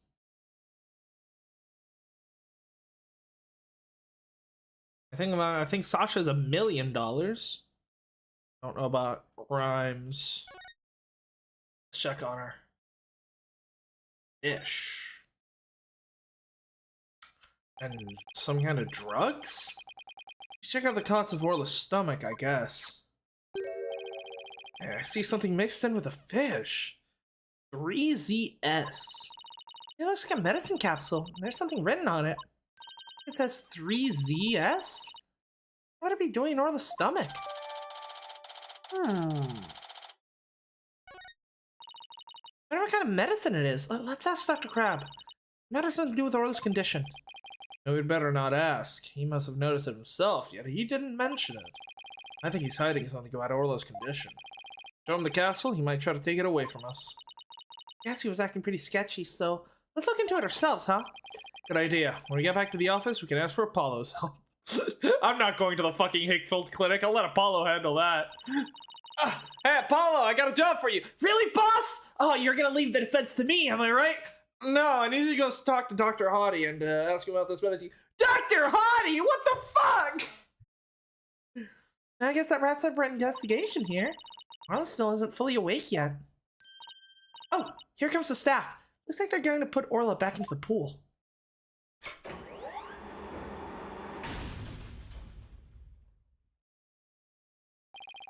And I guess they're gonna fill the pool back up. I bet that will take a while. Guess we can leave Orla in the staff's capable hands now. Right. So where to now? Let's head to the show stage next. Lucky the police will be done with that place. Ooh, new area. I'm starting to get quite a bit of evidence. I still can't figure out who the culprit is, though. Maybe we should look for information in other places beside the crime scene. Investigating is key, but questioning people is vital too. I know, let's make it a competition to see which of us can find the best evidence. The loser buys the winner a glass of OJ. Alright, fine. Whatever. Apollo's only job in this case is to check a pill. My slush... What? Yeah, Apollo Justice Trilogy, guys! Why are the Slushbucket Spectacular songs Mr. Plume and I no different? I get the feeling it has something to do with this case. Why would there be 2 songs? It must mean something. I hate it when I don't know the answer. I'm gonna go for a little run to let off steam. You know, wait. Better not. You might forget that you made one. What made you want to let off steam in the first place? Examine this area, but let's take another look around. So, right, Orla's back in the pool. Okay. Not much to do there.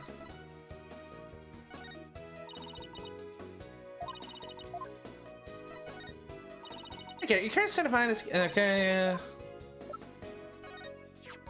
That's the capsule from Orla's stomach, isn't it? It says 3ZS on it. I wonder what this drug does. I don't know, but it has something to do with Orla's mysterious condition, I'm guessing. I would do such a thing to Orla. If I get my hands on them, I'll rip them to shreds! That's what I'll do! Let's just stick to lawful acts, shall we? Interesting. Alright, well, let's stop by the agency first. Hey! Would you like to help out with the investigation, Apollo? You bet I would! What do you want me to work on? Let's see. I actually have anything for him to do? Okay, and it's suddenly crickets. Oh, I know, boss. Let's have Apollo look at the new evidence, we collected. Yeah, good idea. You might notice something that'll help us win the case. Right. Evidence? Does this mean you want me to help the investigation court? No, I just wanted to see what you'd think. Oh, darn. In that case, I don't think you want to hear what I think.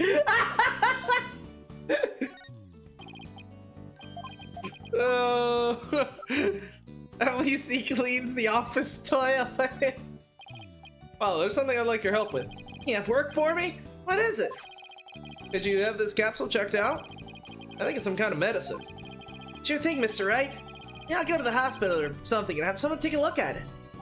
Let's see. I'm pretty sure the closest one is Hickfield Clinic. Good luck, Apollo, and thanks. I guess we should head back to the aquarium and check out the show stage. Let's go. Now we have underlings. We don't have to go see Dr. Hottie. Let's fucking go. Let's check out the other locations, see if there's anything new. Yeah, let's see if you know anything about any of this.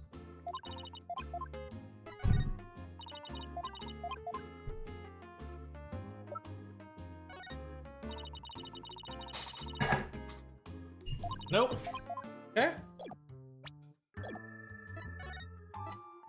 Anything in the pubbo danger? Ah. Oh. This is the same thing as the pool. Alright, to the show stage. Okay, here we are. So this, I'm guessing, was where the death happened last year, right?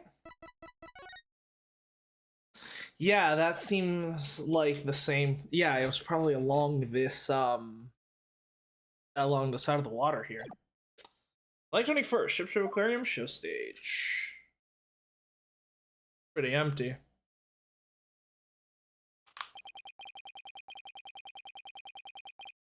So, that's where they hold the Swashbuckler Spectacular, huh? Looks like the police are done with their work here. Okay, yeah, and I'm guessing the, hey, it's you lawyers! I'm guessing this is the same, track that goes all the way into the, into Orla's room. So, that's a way for someone to get into the room, right? By essentially, they could just, like, because we use this to hoist ourselves down into the pit, so it can definitely be used to carry, like, people. So, I wonder if someone could have maybe used this, to get into the room. Did you let Sasha get arrested? Didn't I ask you to take care of her? Sorry, couldn't prevent her from getting arrested.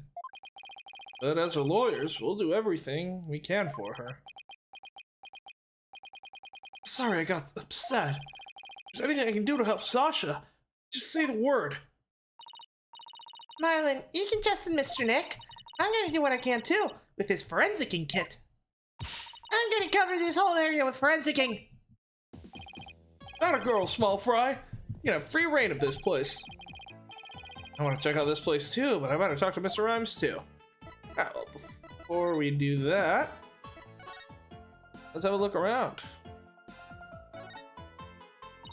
Now look at this pool, it's huge.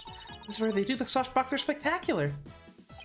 And this show pool is the same depth as the Orca pool. They practice the tricks in the Orca pool and then do the real show here. Are you interested in the Swashbuckler Spectacular? Of course. I've only seen it on TV though. Well, I'm new here, so I've never seen it once. Tina's a big fan. She watches the recording over and over. I love the show and the ocean. Getting here makes me feel like I'm at the beach. Especially with it open to the sky. You can even hear the sound of the surf nearby. Let's take a dip in the pool. Really? I can? Well, in that case... What are you talking about? You can't swim here! First, we show the badge because the number one priority. We'll get there, don't worry about it. You were just joking. Right. Of course, I was just joking too. Don't tell me she was actually going to do it. She would. Ah, there's a skeleton adrift. Heh, it's just a prop. Are you really scared? A little bit. Well, you're screaming. Is the skeleton an enemy defeated by Orla's pirates? No, he's an informant named the Skeleton Kid. A dashing, spirited character, neither friend nor foe. So you're saying he's alive in the show? Alright. Nothing special here. This colorful sign. Did this buckler make it? Wow, how did you know? Yeah, that sign is for the new show. Or she went to clean, she painted it and left it to dry. Told me to keep an eye on it while I was taking care of the Orca. Huh? Isn't that the Skull Rock on the right? Mr. Rhymes, is Skull Rock a part of the set of the new show? Yeah, I guess so. They're gonna use it in the show. What is it doing in the Orca pool? Ah. So it wasn't supposed to be there unless it was part of training Orca to do a specific move on it. Huh. The sign is so eye-catching with all those twinkling stars. I think they're supposed to be starfish. It's for a pirate show, after all. Ah, a few of them look like leaves to me. Early hours of the 20th. Ah, okay. So that's probably what she was doing. Sasha put so much effort into making this sign for the new show. No wonder she was mad about what happened. Huh? What are we talking about? Pretty much everything here. Really? This ladder only goes down to the surface of the water. Well, it's not like a public pool. Everybody who gets in the pool knows how to swim. Just like in the courtroom. It's sink or swim in there. Anybody could get hurt. You know, like last time in court, I could have really gotten injured. I was an inch away from getting attacked by a witness. Yeah, a trial with Apollo can be a pretty dangerous affair. Yeah, that'll be Monster's turnabout. Saw the same device in the Orca pool room too. Yeah, we used it to lift Orla when she was on the stretcher. In the show, Sasha makes her grand entrance by hanging from this thing. Yeah, so then yeah, that could definitely be used to go in and out of the Orca room without having to pass by, without needing a key card. We should think of a cool grand entrance for us too. I just wanted to burst into the middle of somebody else's show with a loud bang. I just wanted to crash into the ceiling. I bet that would really knock the socks off the judge in the gallery. Just what exactly is this girl learning when she was in Europe? This galleon was in the Swashbuckler Spectacular too, wasn't it? Look at the cute figurehead. It looks just like Orla. It is cute, but it looks like it's also a cannon. Enemy lets their guard down and then blam! Very piratey, don't you think? thought Orla and Sasha were supposed to be the good guys. We should do the same thing in court. Lure them in, blam, present evidence. I don't think the judge would appreciate any blamming in his court. No, but apparently he appreciates, like, whipping. So... Okay. I think that's everything. So, hold on. Let me see if we can get this dialogue in, because I think... Yeah, so it's for the new show. Before she went to clean, she painted it and left it out to dry. So was that... But she did it out here, so... So was she out here at, like, midnight? On the day of the crime, then at 3 a.m. she goes to the Orca pool to do some cleaning? Told me to keep an eye on it while I was taking care of the Orca. When were you in the Orca room? You shouldn't have access to that room.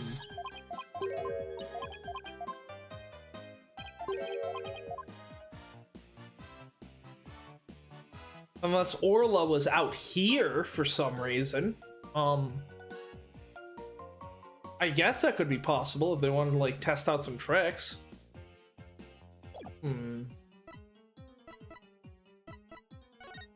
let's see. I got some new evidence for you. That's Sasha's calendar. Sorry I didn't tell you sooner. I guess you were worried about Miss Buckley. That's understandable. I don't know why she was supposed to be with the captain. But I know she definitely didn't kill him. She'd never do anything like that. We know that. We're gonna prove it in court. You mess up. I'm gonna write a rap dissing you two. Maybe before it comes out in CD, I'm gonna play it all over the place. What does dissing mean? Boomer Phoenix. No. To diss somebody means to insult them or put them down. It's short for disrespect. Ouch, that's harsh. It's fine. If you do that, then we'll team up with the fucking Gaviners, and we will we'll team up with the Gaviners. We'll get Clavier on guitar, Phoenix on piano, and then Apollo can do vocals with his chords of steel. And I don't know, Athena can like run around the stage or something. I'm new here, so I don't know. I don't really think being new here has anything to do with this. Well, he did say he'd never seen one of the shows, so that makes sense.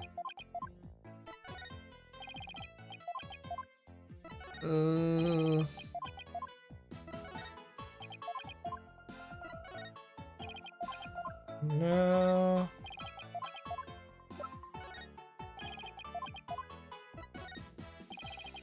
Okay.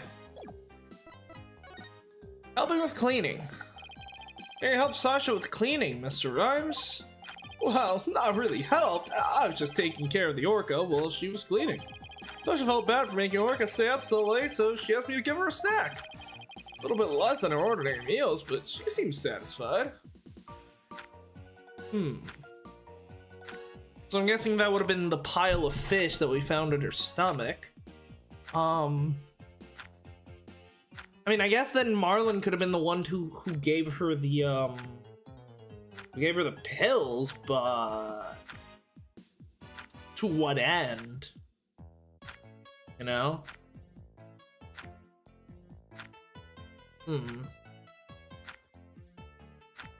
Alternatively, someone could have maybe preloaded could have hid one of those pills along with the meals, knowing she'd feed Orla, but I'm not sure. Oh yeah, and I put Orla on the transport stretcher too. Transport stretcher. Now that is interesting because when we because the idea had been that that Orla had knocked down all the objects by taking down the stretcher, which is underneath them. But if she had been on the stretcher, that means all of those objects must have been placed on top of the stretcher afterwards. So when did that happen? Transport stretcher. See that hoist up on the right? The stretcher can be suspended from it. The stage show's right next to the Orca pool room. And we use the hoist to move the Orca or cargo between the two areas. So the rail we saw in the Orca pool room is all the way here, huh? Why? Did you want to take a ride? Aerial investigation, huh? Sounds good to me. No, that's okay. I like my investigations on sweet terra firma. Actually, the hoist can only be operated from the Orca pool room. I see. That's right, I remember seeing the hoist control panel. What do you think is the effect of the pill? The only things I can think of are like it either makes the Orca go berserk,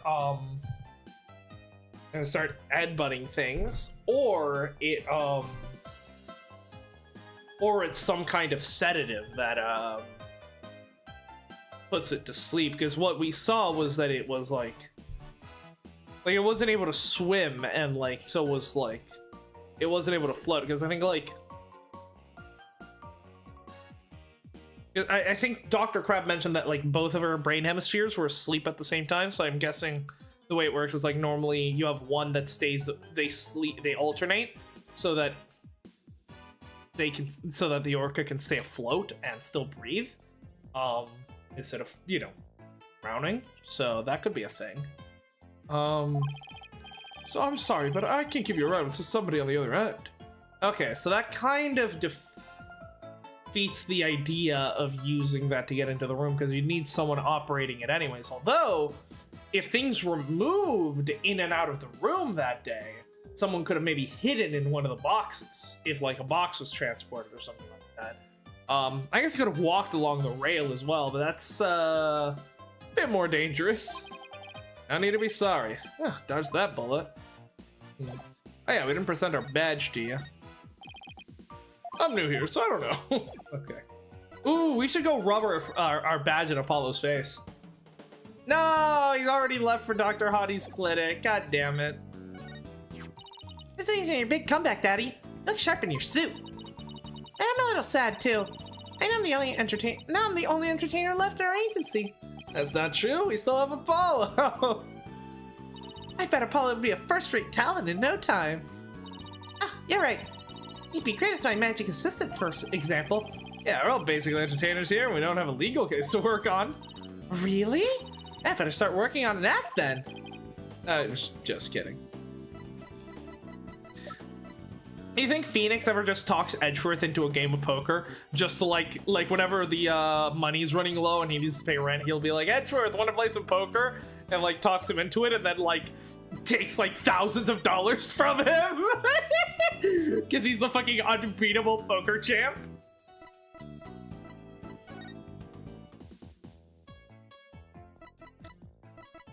Alright. Tell me about the murder. Me when my talent is to scream, I'm Apollo Justice, and I'm fine!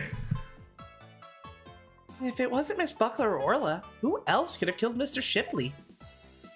Well, I know Sasha is innocent. I'm not so sure about the Orca.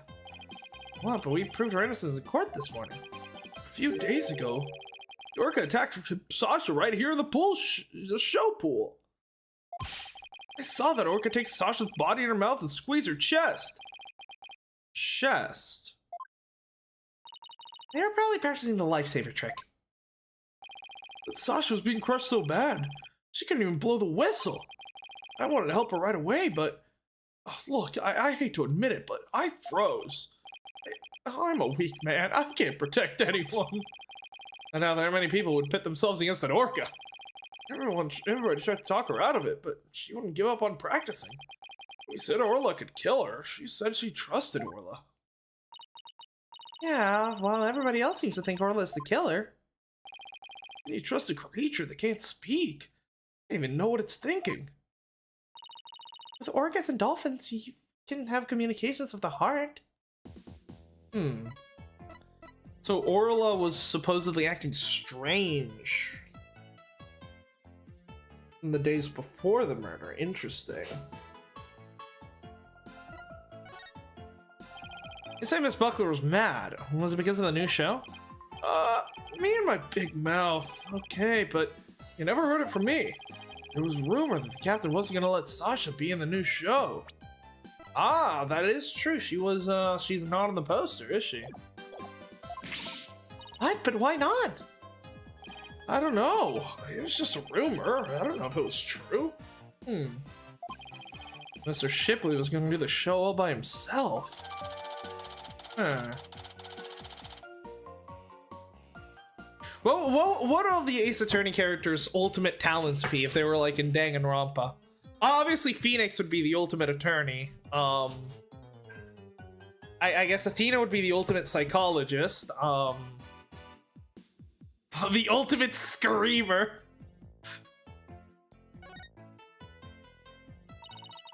I can imagine the show without Miss Buckler. It'd be like, where's the beef? She trying to say it would be like bones without any meat on them? Sasha wanted to go back to the old Swashbuckler Spectacular. Now that the captain's gone, who knows what's gonna happen to the show? Mr. Nick, I found some peculiar fingerprints. Pearls, I almost forgot you've been forensicing for me all this. She covered this entire fucking place in fingerprint.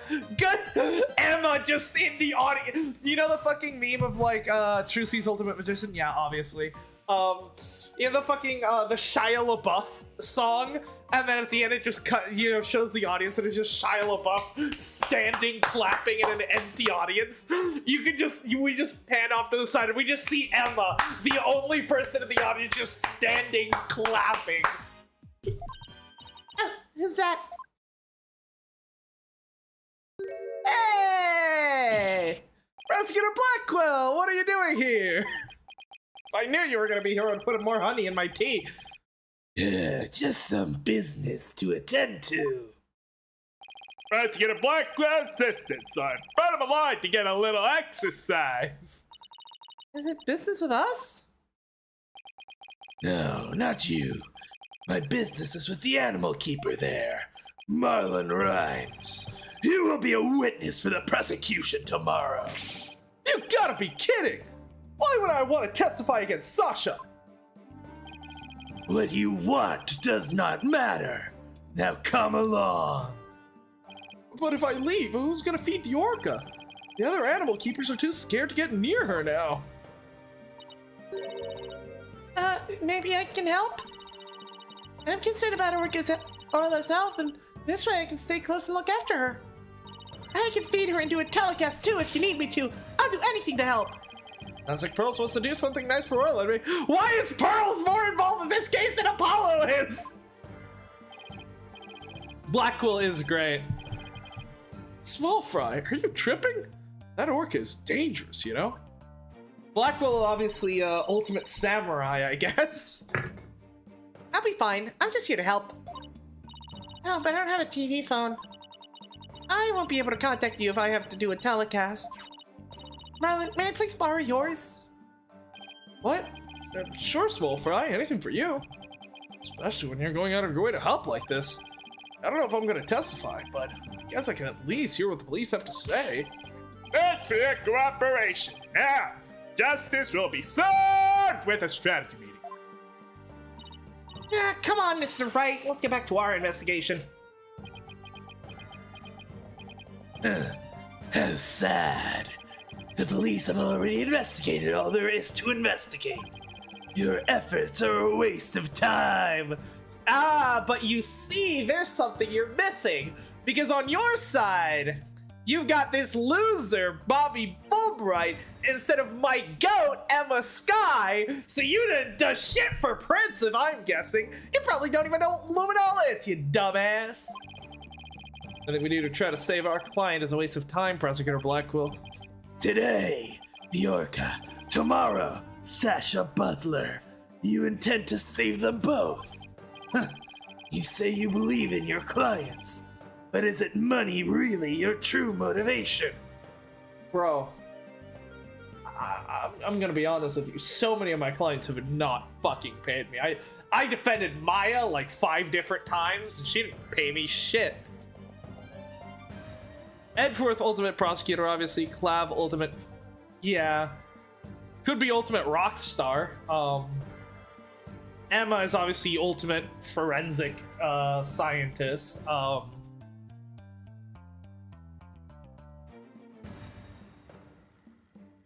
Detective Bad is probably ultimate detective, because no way that goes to Gumshoe. Gumshoe is like ultimate instant ramen eater. Why not admit you're only doing this for your own benefit?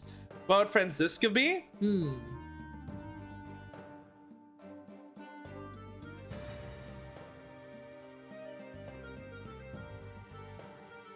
Yeah, I don't think Ultimate Whipper would be a talent. Yeah, it's funny because this same mentality will eventually save your ass.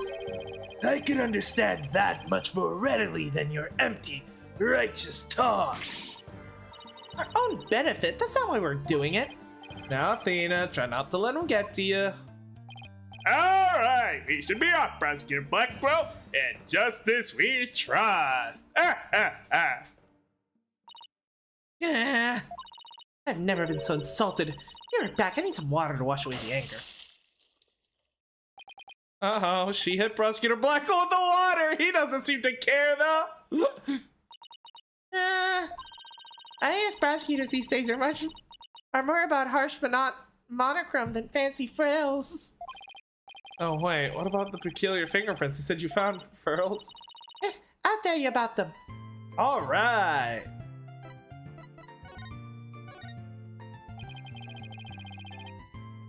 Ultimate Interpol agent? I guess that could work, yeah. So, tell me about this big discovery you made. Well, I don't know if it's a big discovery, but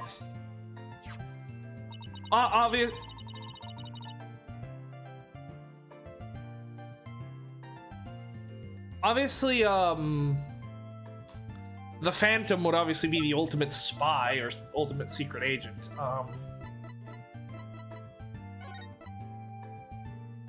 No, it could be. That could be a handprint, right? Like if if this were the palm of the hand, that's where the thumb goes and that's where the fingers go, just like this. Huh.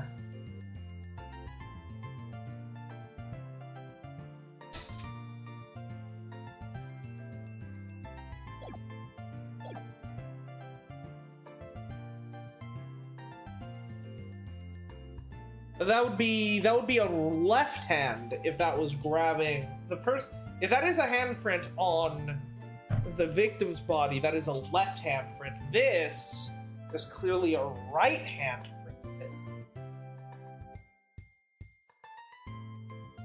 It's upside down? Or unless it's like this. Even still, that seems like a weird... I guess, yeah, it would have to be like this, but that seems like a weird way to grab a ladder, right?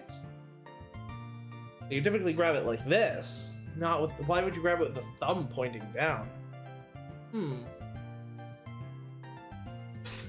The only thing I can guess is that, like, maybe his body was out here in this pool for some reason, and, like, so they had to drag him out?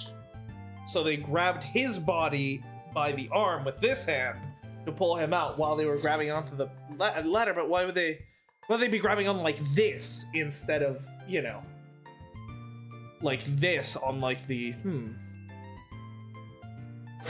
You mean Johnny upside down hands will get it.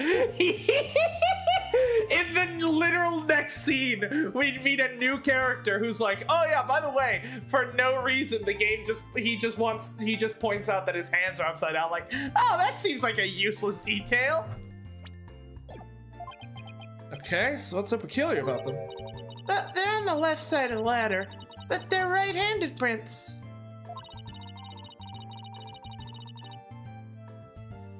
I guess if they were like leaning down, like if they were maybe laying on here with like their chest on here and then like sort of leaning down to like grab someone out of the water, like maybe Shipley was drowning or something, and so someone, like, you know, rather than going in the water, because you shouldn't really go in the water with a drowning person unless you're like well trained, right, they instead just lay flat on this area, then lean over the edge. That would explain why they grab the left hand of the ladder with their right hand and why the hand would be upside down.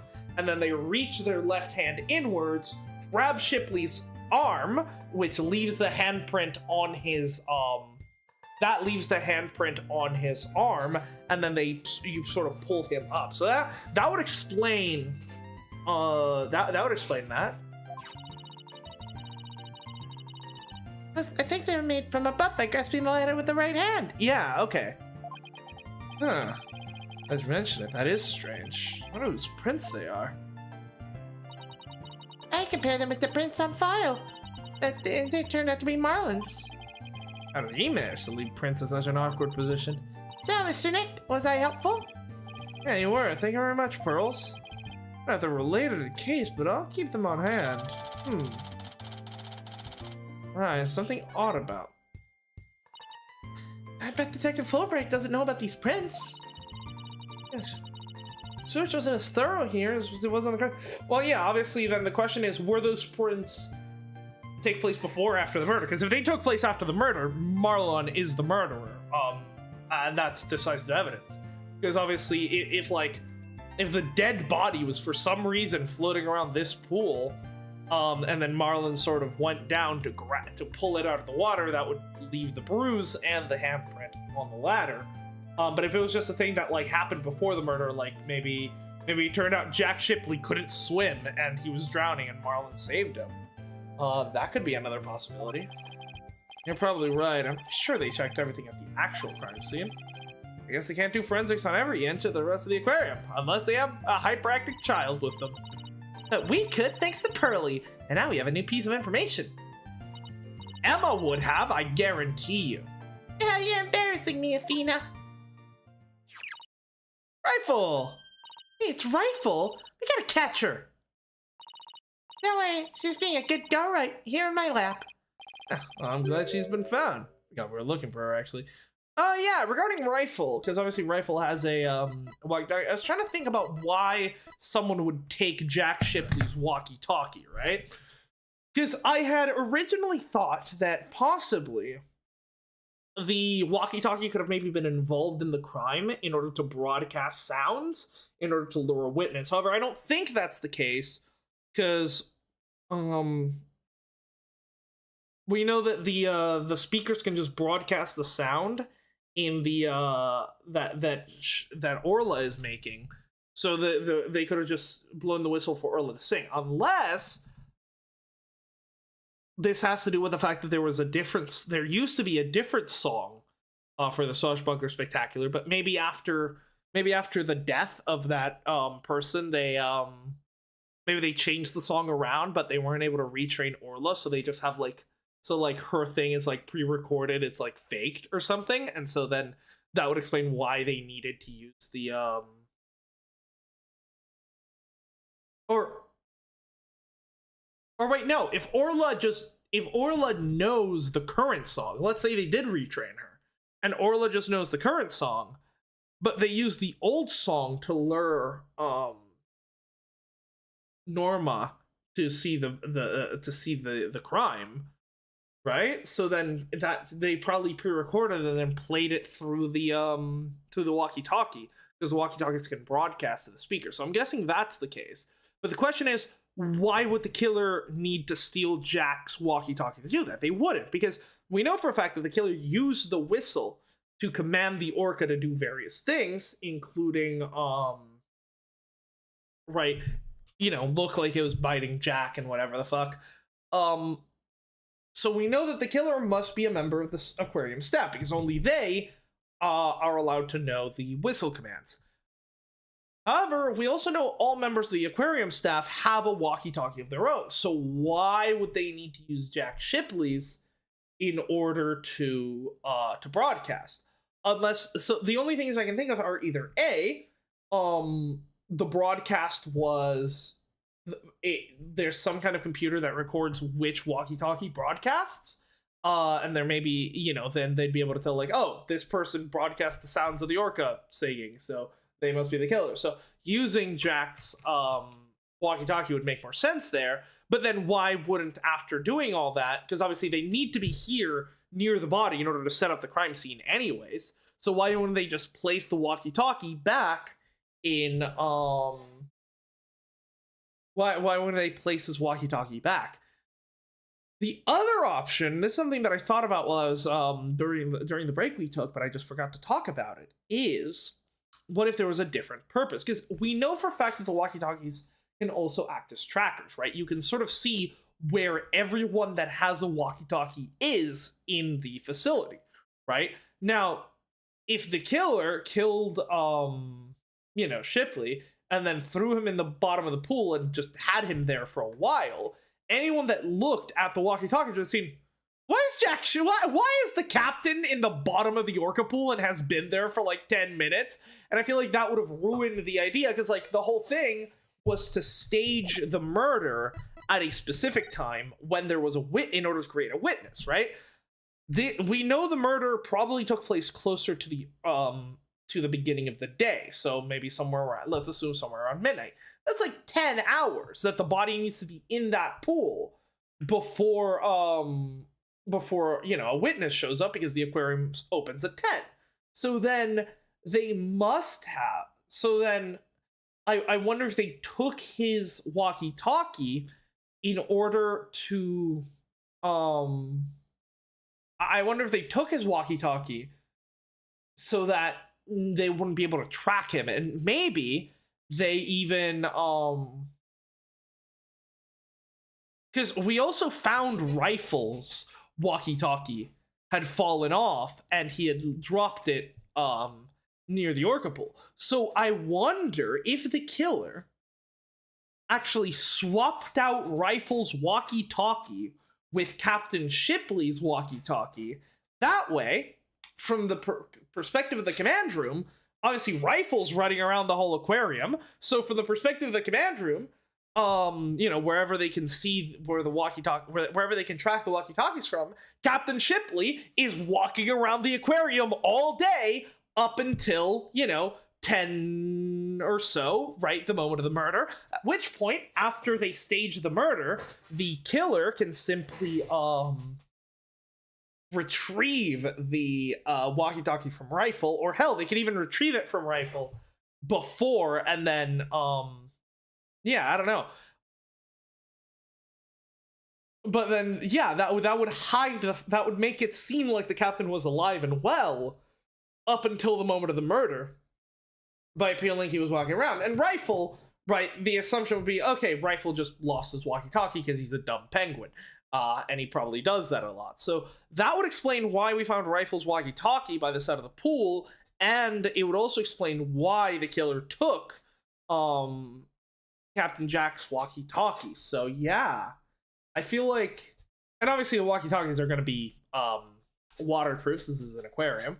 So yeah, I think that could be an interesting theory, which would then imply that the only people who could have committed the murder would have been people who are on good terms with Rifle the penguin, because we know Rifle is very particular about his friends, which that makes Marla another prime suspect. I'm guessing Dr. Crab is also on pretty good terms with Rifle, so that would make those two the sort of prime suspect, if you will. I wonder. I found you. I forgot we were looking for her, actually. Yeah, thanks again, Pearly! Oh, she's so mad. I think somebody's jealous.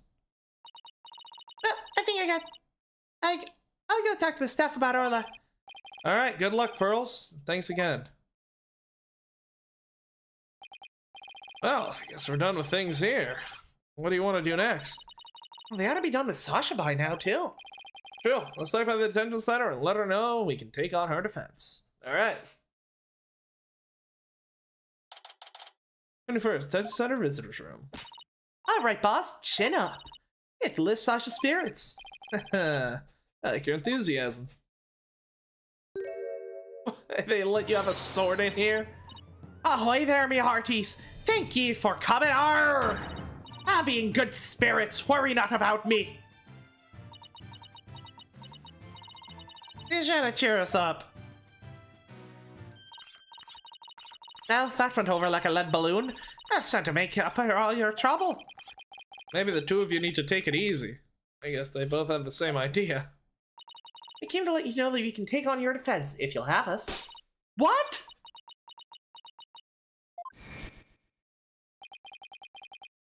Is something wrong? Why is she hiding from us?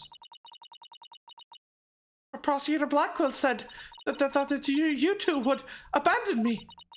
But here you are, to my rescue. That's why I'm so happy. Sounds like she's crying back there. Of course we wouldn't abandon you. Ah! Sasha, don't cry! Maybe the two of you need to take it easy. Great, now I've got crying on stereo. Okay, I'm alright now. Thank you for taking on my case. We're glad to do it. Oh, now that you're smiling again, we have a few questions to ask you. Okay. About the murder. On the night before the murder, did you enter the Orca pool room alone? That's right. On July 20th from 3 to 6 a.m. I was there cleaning and organizing. Okay, so she left to do the cleaning. Okay, so she was painting the sign, I'm guessing from like midnight to 3. Then she left the sign out there with Marlon, and also, I'm guessing Orla was outside at the time. Probably because they were going to be cleaning her tank. And then, right, she goes inside to clean the Orca tank, and then obviously the water's down, murder, whatever. The captain and I were actually supposed to clean together starting at 4 a.m., but we got in a fight. I couldn't face him, so I went an hour early and started cleaning. And what does the Orca pool room cleaning involve? Well, first we have to move Orla to the show stage pool before we get started. Okay, cool, yeah. So then, yeah.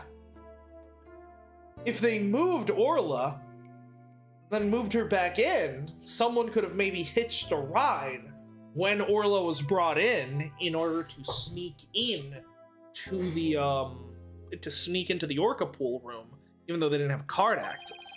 Mr. Rhymes mentioned he took care of Orla in the show stage pool. After Orla was moved, I drained the pool and rearranged the equipment and props. And did the captain ever show up? 4 a.m. came and went, but he never showed. Bet he was mad at me. No, I'm guessing he was dead outside with a very guilty Marlon Rhymes is the way I think this is going. I wish I'd apologized to him, instead of being all prickly and angry like a scorpion fish. Orla. I'm glad you could prove Orla's innocence, but you didn't know you could get arrested. As long as Orla's safe, I'm happy. Because obviously the body couldn't have stayed at the bottom of the pool the whole time. Because,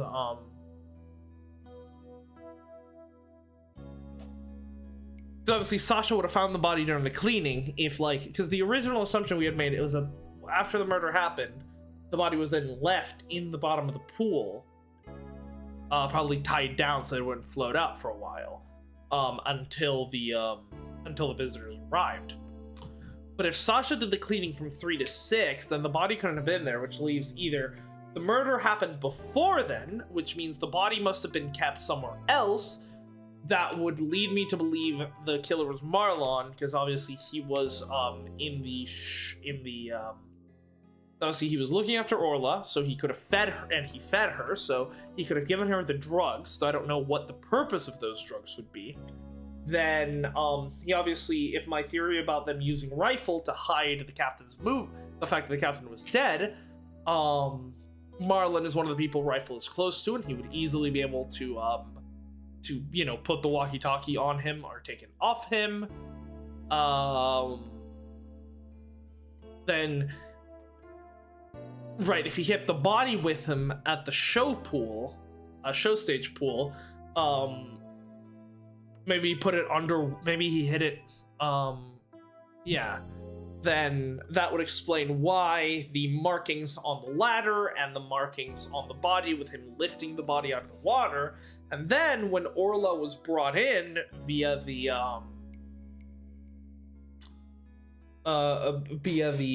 pulley system, Marlon could have used that to get himself and the body in, though I don't know how he'd be able to do that while also having, that's a bit far-fetched, because Sasha would be in the room operating the pulley system, and obviously she'd see Orla coming on the stretcher if anything else was on the stretcher, like a body. or Marlon. I feel like she would see that, so I don't think that's very likely, but it's a possibility. If there could be some way to do that. Maybe they were carted, maybe they moved in some cargo along the way and the body could have been hidden in that. I'm not sure. But that is only if the murder occurred before the cleaning time. If cleaning took place after, right? Then, I mean, if the murder took place after, then the captain was still alive. For some reason, he didn't show up, though. And then at 6, after Sasha left, that's when the murder occurs.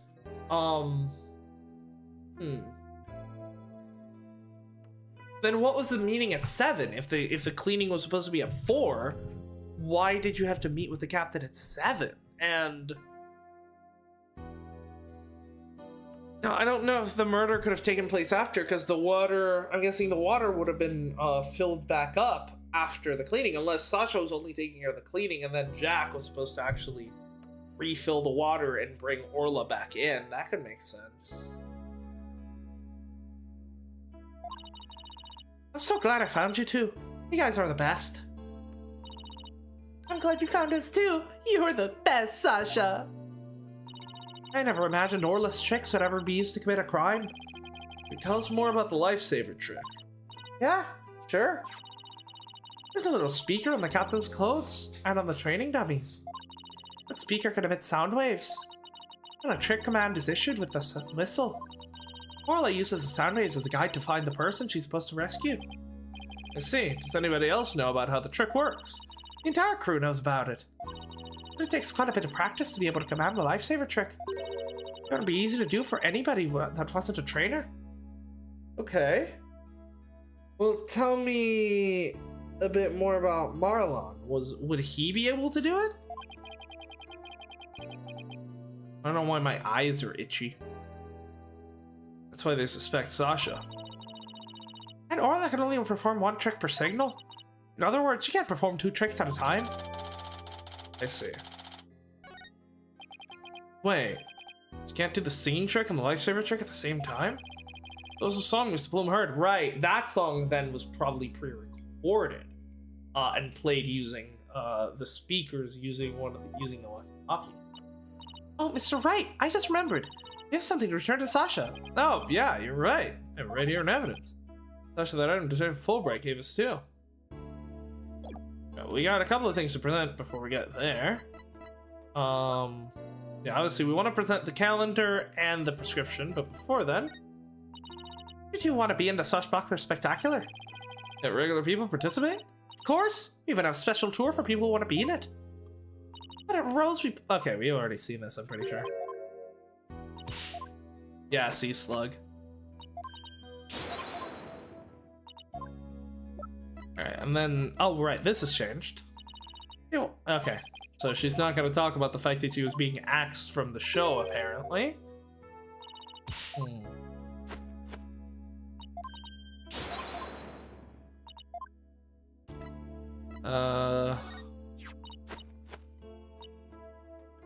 Oh, have you been using the whistle I gave you? Oh, it's going pretty good, sir, Don. Of course. I can't get Orla to do any tricks. I can't believe you can command that huge creature. That's pretty impressive, Sasha. Pretty cool, huh? I bet there aren't too many people who can say they literally get to whistle while they work. That must be pretty nice for you. I get to object while I work.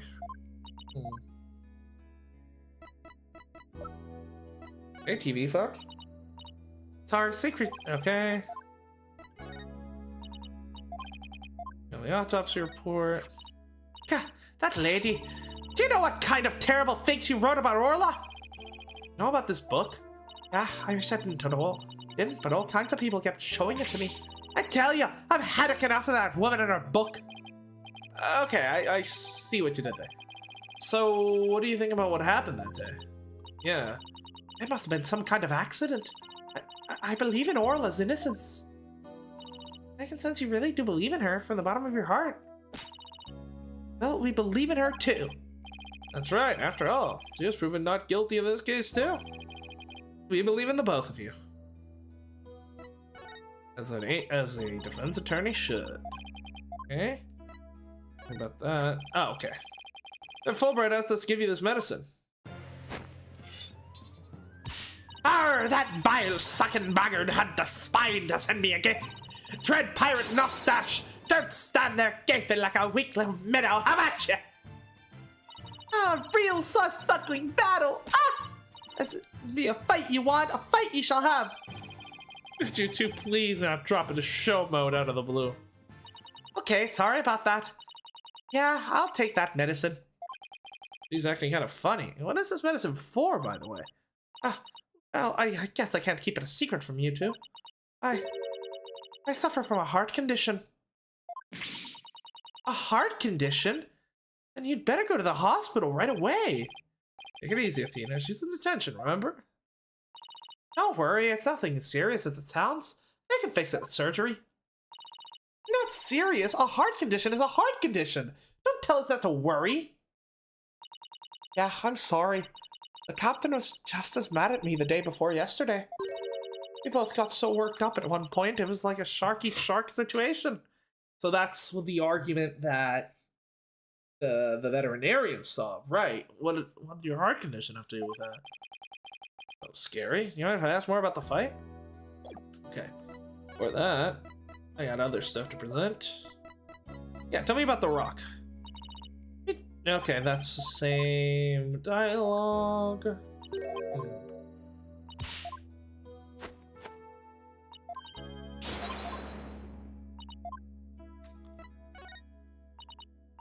I guess she wouldn't know about luminol testing fluid. Do you know this capsule? No. Alright, I guess we're... That's the same thing there.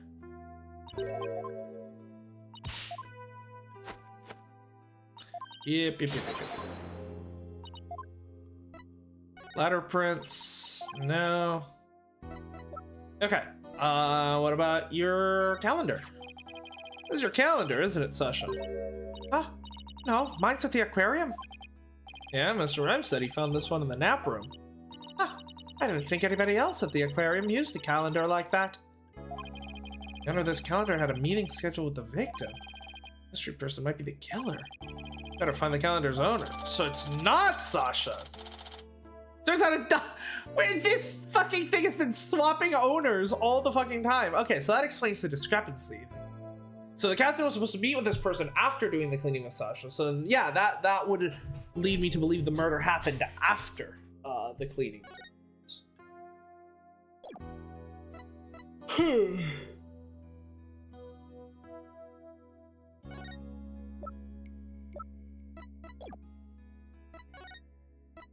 Yeah, tell me about the fight.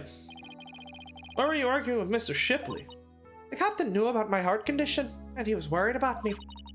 He said he wouldn't put me in the new show. That would explain that. See, I'm not on the new flyer. Oh, you're right. It's just we're letting the new adversary, Red Stash. I was so upset and frustrated. I was still crying when I went to do the cleaning. I cried for quite a while before I drained the pool, too. But then, you know what? Orla did a trick to try and cheer me up. She acted at the scene where she defeats the giant octopus by spiking the ball at it. And broke its thing. Spiked the ball so hard that she even ended up breaking up one of the octopus's legs. What a dramatic way to cheer up a friend. That's why we argued. Guess she wasn't going to put me in the new show. But I was determined to be in the show yesterday. It's July 20th, you see. The anniversary of the death of the trainer before me. Right. It was the anniversary, right? And if they had been paying off, if the captain and the vet had been sneaking off to pay the that I don't know if we have it on here, but that dangerous animal group or whatever the fuck, it would make sense if they do like monthly payments, that it would maybe be lined up with the anniversary of when the thing happened, right?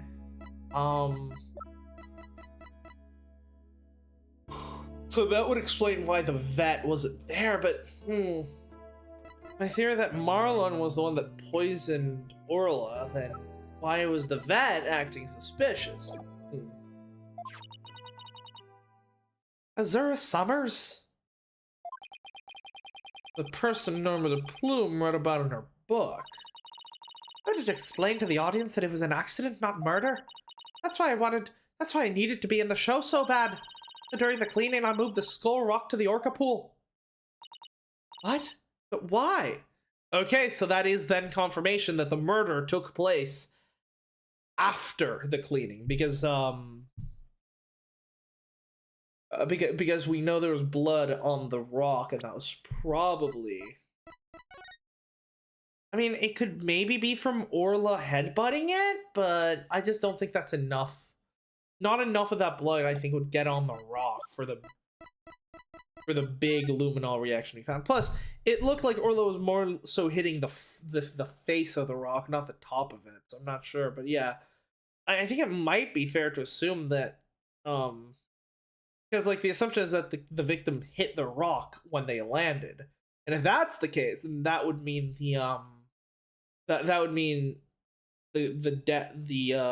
the murder must have taken place after the cleaning.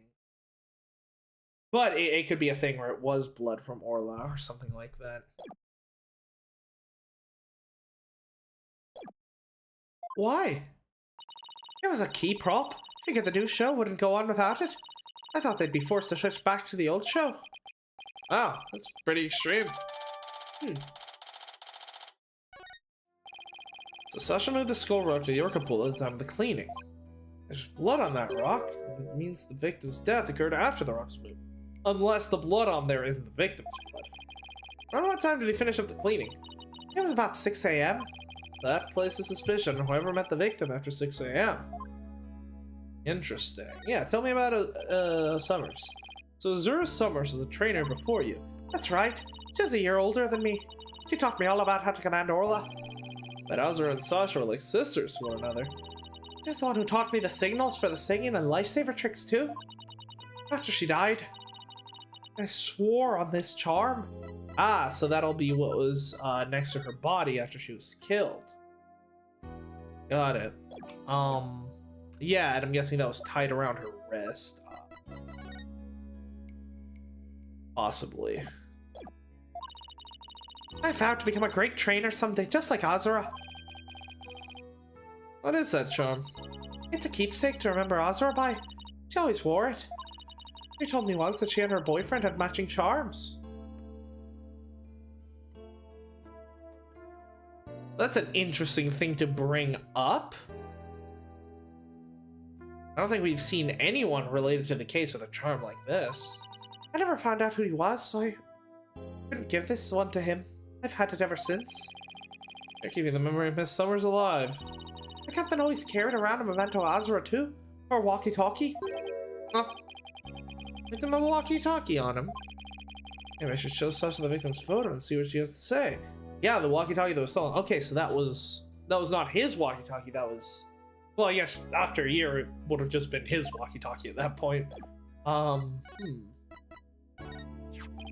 Victim didn't appear to have a walkie-talkie with him at the time of his death.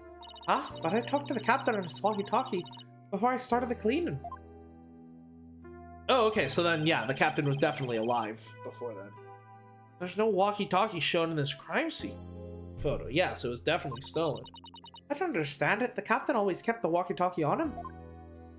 So it was taken by the killer, but to what end? Maybe the culprit took it away. Maybe. What would be the point of that? I better organize the data. No, do not remove stuff. Ripley's autopsy report and photo of the body Oh, okay. That's fine. You know, I don't know why that wasn't done before.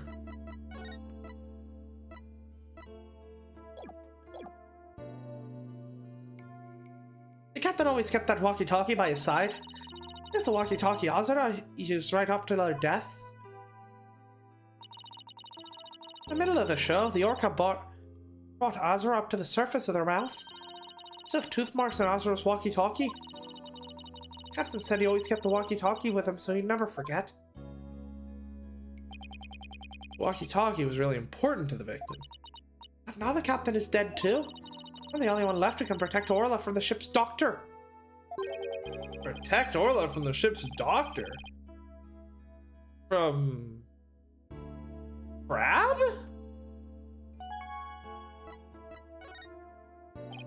What do you mean by protect Orla from the ship's doctor? You know, Herman Crab. Ever since that accident a year ago, he's been completely different. When Azura died, he said he was going to euthanize that Orca. Before that, he always used to say that euthanizing animals is a despicable act. Euthanize the Orca? That's horrible. Could he have been Azura's boyfriend, maybe?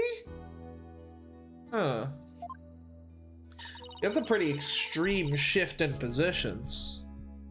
They all thought that Azura's death was the Orca's fault. Nobody believed in her but me. The ship's doctor always keeps poison to euthanize the Orca with on hand.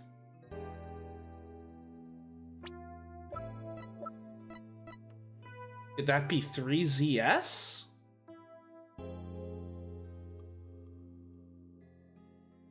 That would explain his reaction, but if his goal was to euthanize her, why did he save her? Would then be the question, because he did save her. Unless someone else stole his poison and gave it to Orla. And if Orla had been pronounced guilty in yesterday's trial, he would have used it. He's gonna put her down right away. The ship's doctor was close with both the captain and Azura, you know? I think he hates Orla. That would make sense. Guess we better look into Dr. Crab a little more. Boss, let's go see Dr. Crab. I was just thinking the same thing. I got a lot of questions to ask him. Let's go. No, don't even get a choice. Ah, no, it's Pearls. And Rifle, what are you doing here? Rifle came in here, so I followed her. No, that's right. We were supposed to deliver Rifle to him. I completely forgot. Oh, Rifle! Oh! What are you doing? Stop that. You silly mother penguin. What have you injured my spectacular genius brain? Dr. Crab, are you alright? Oh, it's you people. I see you brought Rifle for me. Rifle was really laying into you. Well, she hates me because she thinks I took her baby away from her. Okay, okay, if my theory is right, that somehow, that someone's put the, that someone planted the walkie-talkie on Rifle to make it seem like the captain was still alive, then that means they couldn't have been Dr. Crab. But I'm not sure if that is actually... I still don't know if that's what actually happened, but if it is...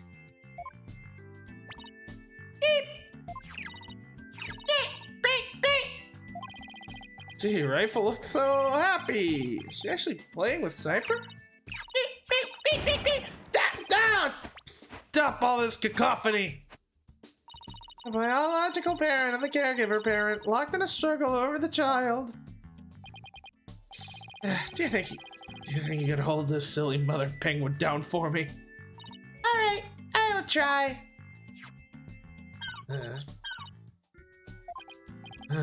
Oh, what are you doing? I think Rifle just threw something up. Oh, I'm getting food for Sniper out of Rifle. Mother penguins stock up food for their babies in their stomach. They break it down there so that it's easier for the baby to eat. Wow, you sure know a lot about animals. You're trying to pick a fight with me again, aren't you, young lady? Yeah, I know a lot about animals. I'm a licensed veterinarian. Rifle certainly is in a bad mood, even for her. Huh. Okay. Got a couple of things to ask you about. Do you know about it? No. Maybe about the walkie-talkie? Don't waste my time with useless nonsense. Sleepy, I tell you. Hey. Do you know who this calendar belongs to? No. Anything new? Oh yeah. Know about what happened? No. This prescription? No. Skull Rock. Luminol. No.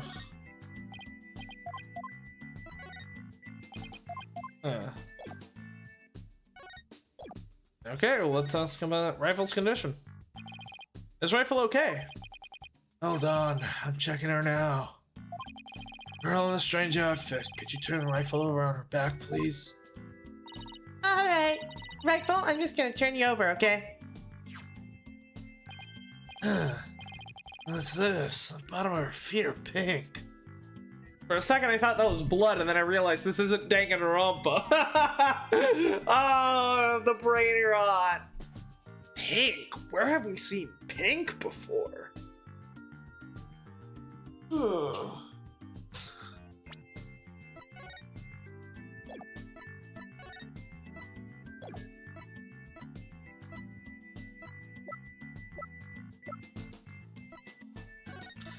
Anything near the body? I don't know anything that would cause a pink stain.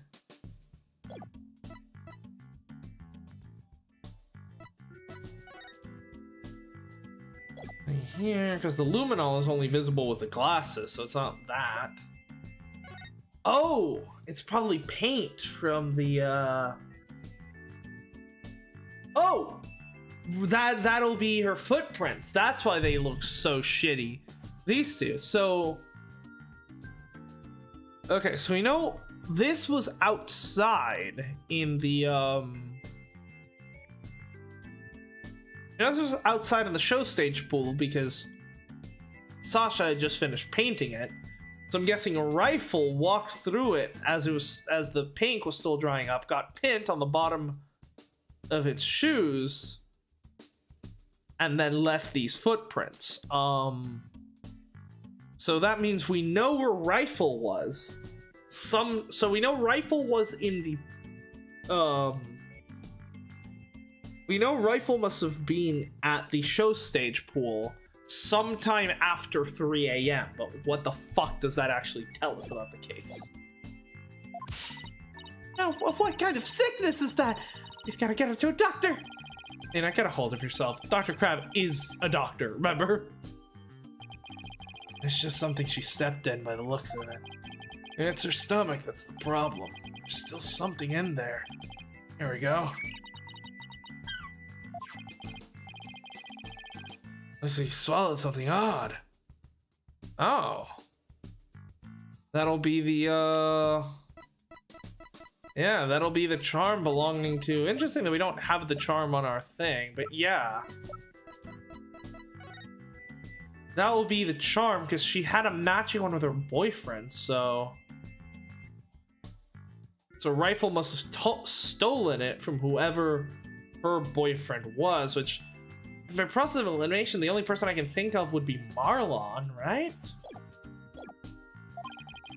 I know this penguin will eat anything, but why don't you pick up something like this?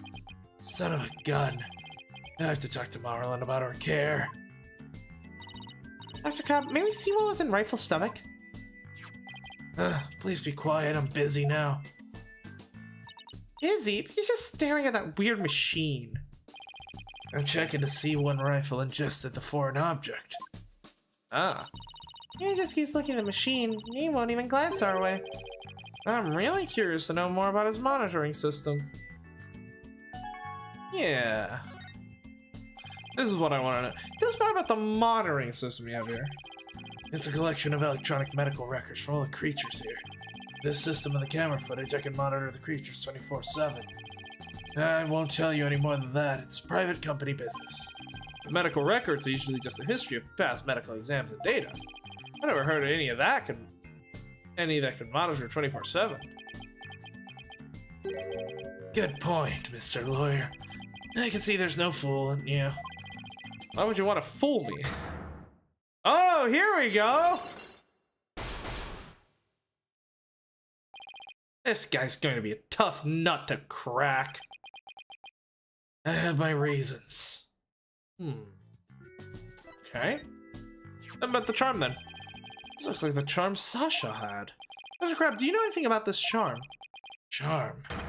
Hey, leave that alone! That belonged to Azura! That was Azura's charm doing in Rifle's stomach! That's odd. Sasha was telling us about the charm earlier. Sasha said that she had Azura's charm. Charm is still the detention center.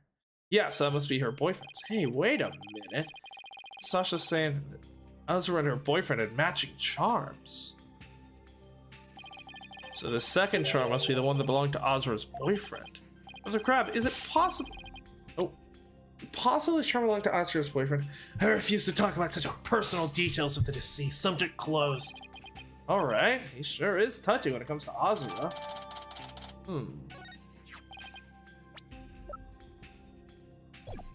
Azura Summers. Yesterday was the anniversary of her death, wasn't it? That's right. She was killed by the Orca. You really think Orla killed her? I don't believe it. You can say if the Orca did it on purpose, but the fact remains, she killed Azura.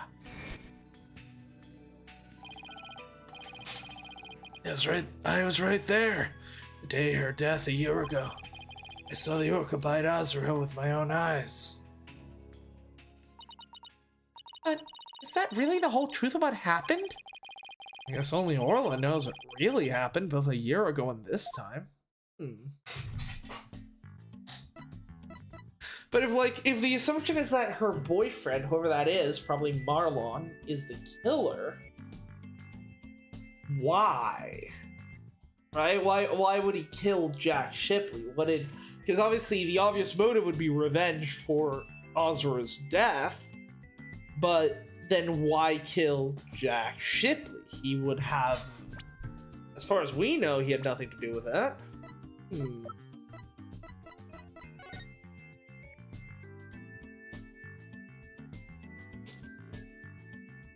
Not sure.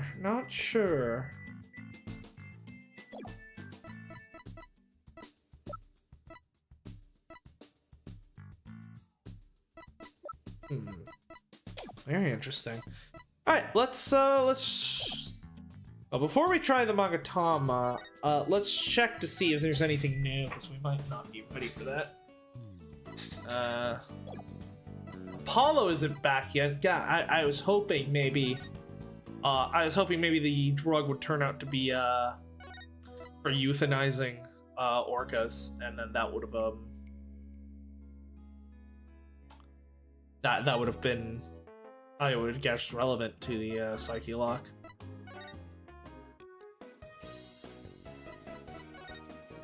Actually, yeah, you're a muckraker. Do you happen to know who Azura's boyfriend was?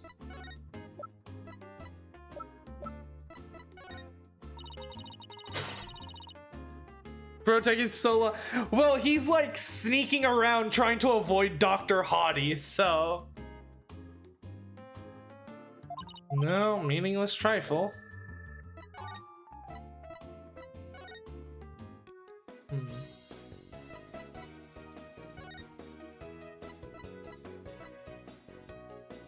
Okay. Okay, so we're doing this. Take that! It's only 2 locks, so I think we can handle this. Monitoring system.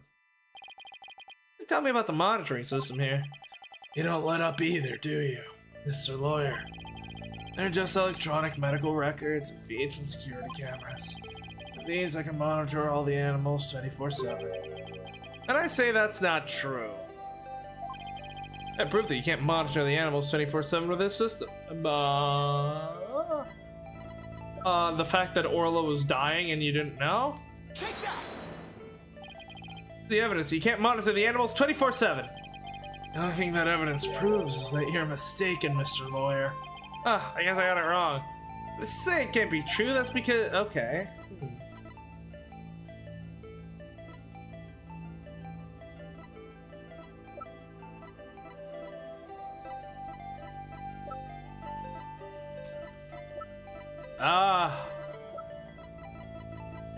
Okay. Not related. Not related. Not related. Not related.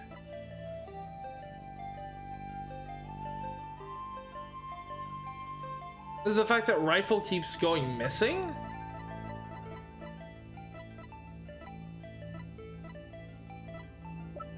What will we present for that? The walkie-talkie? Take that! No, I feel like that would come in later. Like, oh yeah, you actually use this. The fish? No. Buckler video, TV phone, Shipley data, killer whale. Like skull rock, pool bottom photo.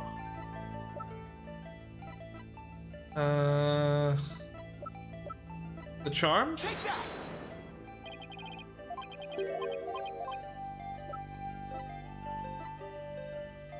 Take that! Arla.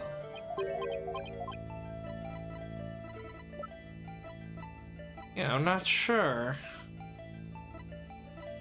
Skull rock, pool bottom photo? Take that! I don't know if I have what I need. Huh.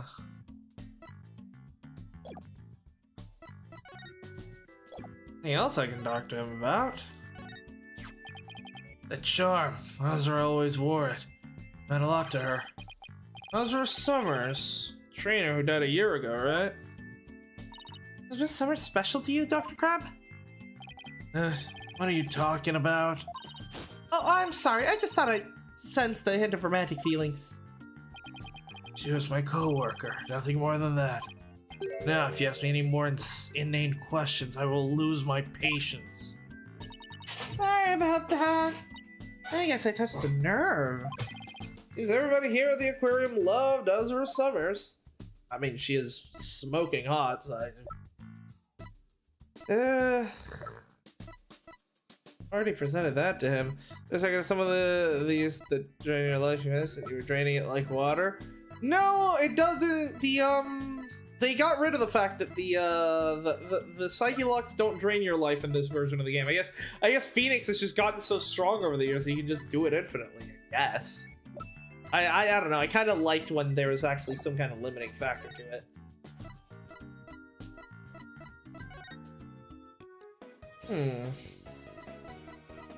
Missing. We examined this. Wait a minute. I'm gonna make sure we've examined everything. Not you, I mean the Orca pool. Yeah, we've examined everything here. And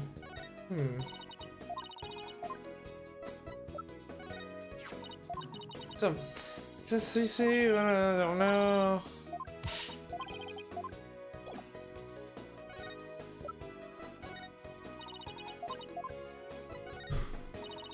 Where is Apollo? I feel like I need his. I need him to be done with his fucking thing. Where is Polly? Looks like an old charm. Is it yours? No, it's evidence, but I have a charm of my own, actually. You do? Better keep it safe then. You're talking about the locket, right? Pendant key in your pocket? The one with Trucy's picture in it? You knew about that, huh? That would let embarrass. So don't tell Trucy about it, okay? That's cute. Paulo's fucking gone, I guess. He's probably fucking making out with Clavier or something. You help me out here? Maybe regarding the charm? No. You don't know anything about the poison.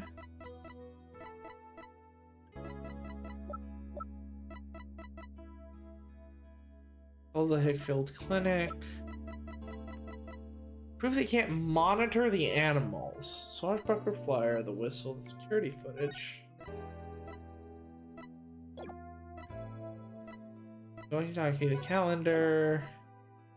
Swashbuckler TV phone, Shipley data, killer whale, security card. Bag, small rock. I probably just ran away to do some more. Just clean the toilet. I don't know who I could talk to here. Let's see what the court record says. Find the calendar's owner. Right, we're still working on that. And then ask Dr. Crab what he's up to. Let's just try presenting the calendar to people. That's the only thing I can think of. No.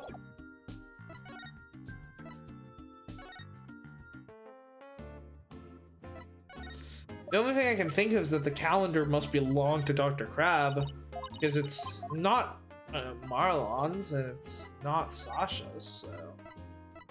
Unless it is Marlon and he was lying, which can't... I can't issue that possibility. Juicy, can you like make the owner of this calendar appear? Is that a trick you can do? Yeah, I need you to make the owner fucking appear. I mean, presenting Sasha isn't gonna do shit since we already know it's not hers. Your calendar, isn't it, Sasha? No, mine's at the aquarium. Raj found this.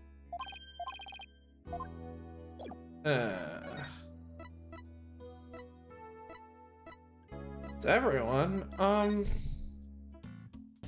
As you try killing 2 penguins with 1 stone and presenting that calendar here, maybe uses the calendar for... I don't know what the calendar would have to do with anything, but we can try. The monitoring system, don't let up. Just electronic medical records, feeds to security cameras. These are monitor all the animals 24/7. True. I mean, I think the thing would be like Orla fucking drowning would be a pretty big indicator, but I guess not. So let's try the calendar. I don't know why. Okay. I'm not sure. I don't know, the fact that fucking Jack Shipley was murdered? Ah! The security camera doesn't begin recording until... Oh, I see. Keyword being 24/7. That's the case. How could you possibly monitor the animals 24/7? Okay, you got me. I guess that was a pretty weak explanation. Right, okay. Right, because he uses the walkie-talkie. Okay, this makes sense. I was being stupid. You're right. I guess I can't monitor the animals 24/7. But if I see anything unusual in the camera feeds, I spring to action right away. And if I can examine an animal, I can usually tell exactly what's going on with them. Well, he's really confident in his abilities, but I still say you can't do that 24/7. But I'm here at the aquarium most of the time. I can go anywhere at any time to examine an animal. Anywhere? I'd say that's not true either. I have proof there's a place you can't go. Right, he can't access the Orca pool. Unless maybe he can. And we don't know about it, which then, you know, makes him suspect. The only people who have access to the Orca pool are the owner and Sasha. So how can you say you monitor all the animals? Son of a gun, you knew about the security card, did you? Alright, got him. Will this truth lead to hope or despair? Guess we'll see. Yes, tight security was imposed on the Orca a year ago as a precaution. Due to Sasha's objections, I wasn't allowed to have a card. Ah, right, because you wanted to fucking murder it. That would make sense. And she was trying to protect Orla from it. So you're monitoring the animals with systems that's private company business. But after the sissy told me about this monitoring system, now you're trying to pick a fight with me. Very well, I suppose it's only fitting the spoils go to the victor. I'll tell you about Ship's Aquarium Ecological Data Organization System. Okay, cool. Making progress. So, what does that machine you were using do? It's a system of ecological data organization developed in Europe. I call it Torpedo. What do you think? Pretty impressive name, isn't it? Torpedo, as in man the battle stations and all that? Oh no, it's the name I gave to this data organization system. Torpedo, it stands for Teleobservation Real-Time Pertinent Data Organizer. Okay, but is it super admin restricted, desktop access powered, password protected? Sparda.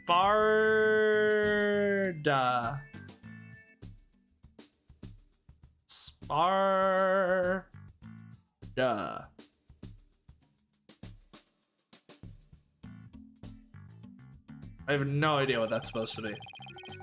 The torpedo collects data through sensors placed on or near the subjects. Temperature, heartbeats, vocalizations, etc. It gathers this information 24 hours a day. Are the walkie-talkies the monitoring system? All this data is then sent to my terminal and then these monitors. Wow, the torpedo sound amazing. Does Rifle have a sensor on her too? Mouse last name, there's Eduardo Spada. Well, yeah, because obviously, Edgeworth, Spada, I'm guessing, is like sword in Portuguese, maybe, because in Spanish it's espada. And then that's also what Mitsurugi means, his Japanese name. So all his localizations are based on like edge or sword or something like that. So that would make sense. What kind of sensor is attached depends on the animal. Yes, she does. Where and what kind of sensors attached depends on the animal. Penguins have theirs attached to the ID tag at the base of their flipper. Ah, okay. The torpedo doesn't tell me where Rifle is when she escapes, though. It's hard to attach sensors to the orca or fish, so they're in their tanks somewhere. Places where creatures don't normally live, like the show stage, don't have sensors. See. Okay, here we go. It's telling me the time Rifle saw the foreign object. Approximately 4 a.m. on July 20th. What an odd time. Okay. So that will, we know that, so that's probably when he was, so yeah. That's gotta mean,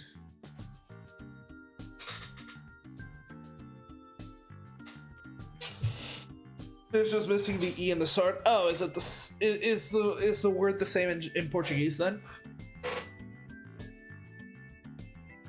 So then Marlon has to be the boyfriend, right? Because he, because we know at some point after 3 a.m. we know Rifle was at the was in the show stage, because that's where she got paint on her feet by stepping on the sign, which had been left there at 3 a.m. And so if she swallowed this at 4 a.m., then it's likely that happened while she was at the show stage, and during that time the only person there should have been Marlon. So then, yeah, that would imply that he would be the boyfriend. But the issue with that is that Marlon supposedly has only been working here recently. Like, I mean, I guess he could be lying about that, but it just, that seems like a weird thing to lie about, especially because it's so easily, like, it would be so easily refuted. Like, all it would take is, like, you know, one person to be like, oh yeah, I just talked to the new guy, Marlon, and then, like, this guy's like, what are you talking about? Marlon's been with us for 17 years. What the fuck? Like, I don't know, it just, that seems like a really bad thing to lie about, because you just, it'd be incredibly easy to get found out, you know? So, so I'm not sure about that. So the only other option I could think of is that maybe Captain Shipley was her boyfriend? We don't know how old she was, so I don't know if she's more, well, okay, yeah, we know she was 1 year older than Sasha, right? 23. So then it's more likely Marlon than Shipley, who's 57. I mean, wouldn't be the worst age gap Ace Attorney has done, but yeah. This seems unlikely. Because yeah, she'd be 23 this year, if she was a year older than Sasha. So, because we know Marlon was there, and we know that Jack was there at some point during the cleaning, because that's where the mark on his hand came from. Huh. So those two are the only possibilities, and Marlon Well, Marlon seems, based on age, Marlon seems more possible, but based on the fact that he had to be lying, or I guess, ooh, that's a possibility. Marlon didn't necessarily need to work here in the aquarium while he was dating, Azura, right? She could have worked here while he, you know, worked somewhere else, but then maybe after her death, he then proceeded to start working at the aquarium to sort of try to figure out what actually happened and who was actually responsible for her death. Then that would explain why he's a new animal keeper. And then maybe he found out that Jack had been somehow to blame for her death, and so he killed him. Or it could be a Turnabout Big Top thing where, like, someone else was to blame, like maybe, I don't know, Sasha or something. But he accidentally killed Jack instead, though it's very clear in, like, Turnabout Big Top, Akro was very fond of the Ringmaster, so obviously there's no way that Akro would, like, purposely kill the Ringmaster. So I think it's more likely to me that maybe Shipley was somehow involved in Azura's death, and so as a result, Marlon killed him to get revenge. Interesting. And then, oh, it could have been a kill two birds with one stone, as he found out that obviously Shipley was somehow responsible for it, but maybe he also believed the Orca was as well, right? That may be right. The Orca had done the killing, but that Shipley had given the command or something like that. And so obviously he wanted them both gone. So his plan involved killing Jack Shipley and getting Orla convicted for the crime so that she would, well, convicted is not really the right term to use for an Orca. She'd get blamed for the crime and thus euthanized by Herman Crab. Right, kill two fish with one stone, if you will. Or, she's not a fish. Kill two mammals with one stone? Yeah, they're both mammals. There we go. That one works.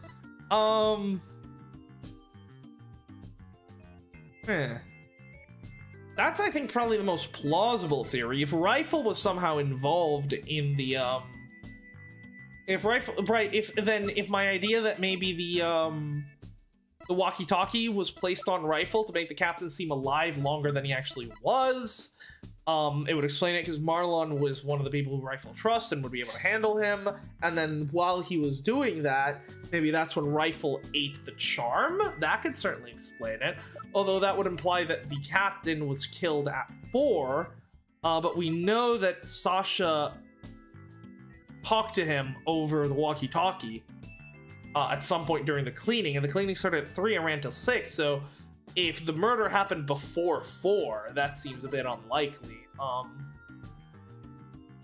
That means she only called him at the very start of the cleaning and never after that. There's still a lot that doesn't make sense, but I think there's a lot of arrows pointing to Marlon so far. I like that he's got the little... I like the fact that all the, it's funny because all the, there's either 3D models, but in here we actually get to see what they look like as sprites. I mean, Trucy is terrifying, but, like, I don't know, I really miss the sprite artwork. Like, look how fucking good Apollo would look as a sprite compared to his 3D form. Same with, like, Bobby, and then, yeah, look, Herman Crab, I think he looks really good in sprite form compared to what he does in the real game. He's got a lot more stubble. It's just, yeah, and then, like, the little penguin's even cuter. Look at him. So he's pretty good in this one, too. Yeah, interesting. That was a bit of a tangent. Alright, let's keep going. That's when Sasha was doing the cleaning.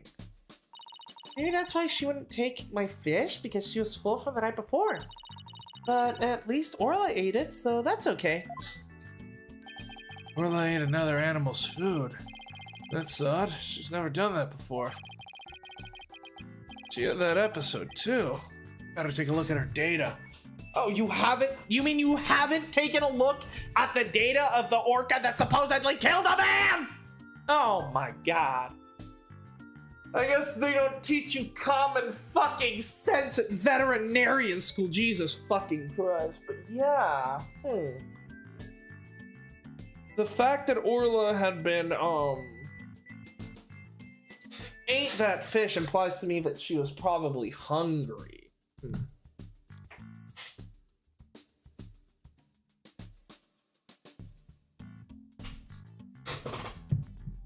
The front face phoenix? I don't think, I don't know. I think there are a lot, Trucy is a nightmare fuel, I will say. But yeah, I don't think any of these are nearly as bad as front-facing Phoenix. I'm pretty sure front-facing Phoenix existed only so that you could present him during Stolen Turnabout, I think. I don't think you ever use him for anything else. But yeah, I think it's just like front-facing Orla is pretty interesting. I think it makes sense because like the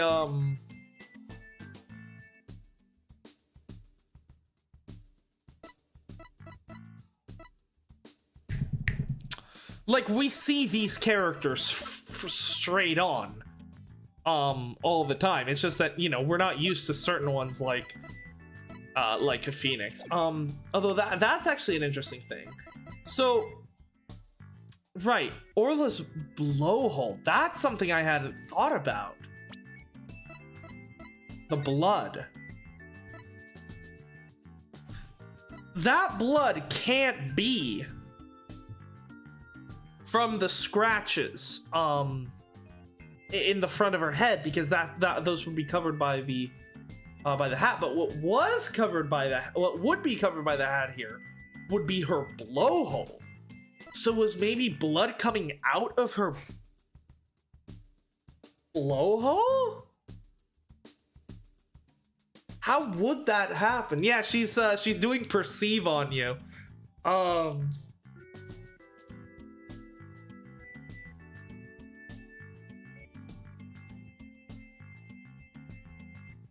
Yeah, how would you make an orca bleed through her blowhole?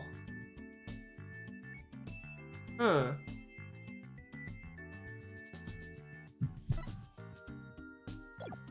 Interesting. That's a possibility. I wonder if that's what these drugs did. It, for some reason, causes like internal bleeding in certain areas, and that's what led her to bleed from her blowhole?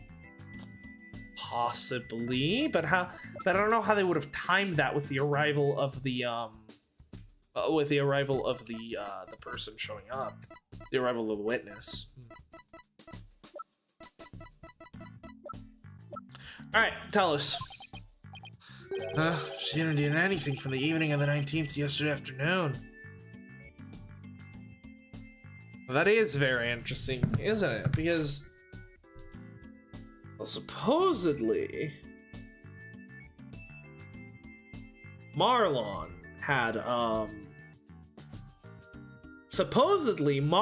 fed her during the cleaning, right?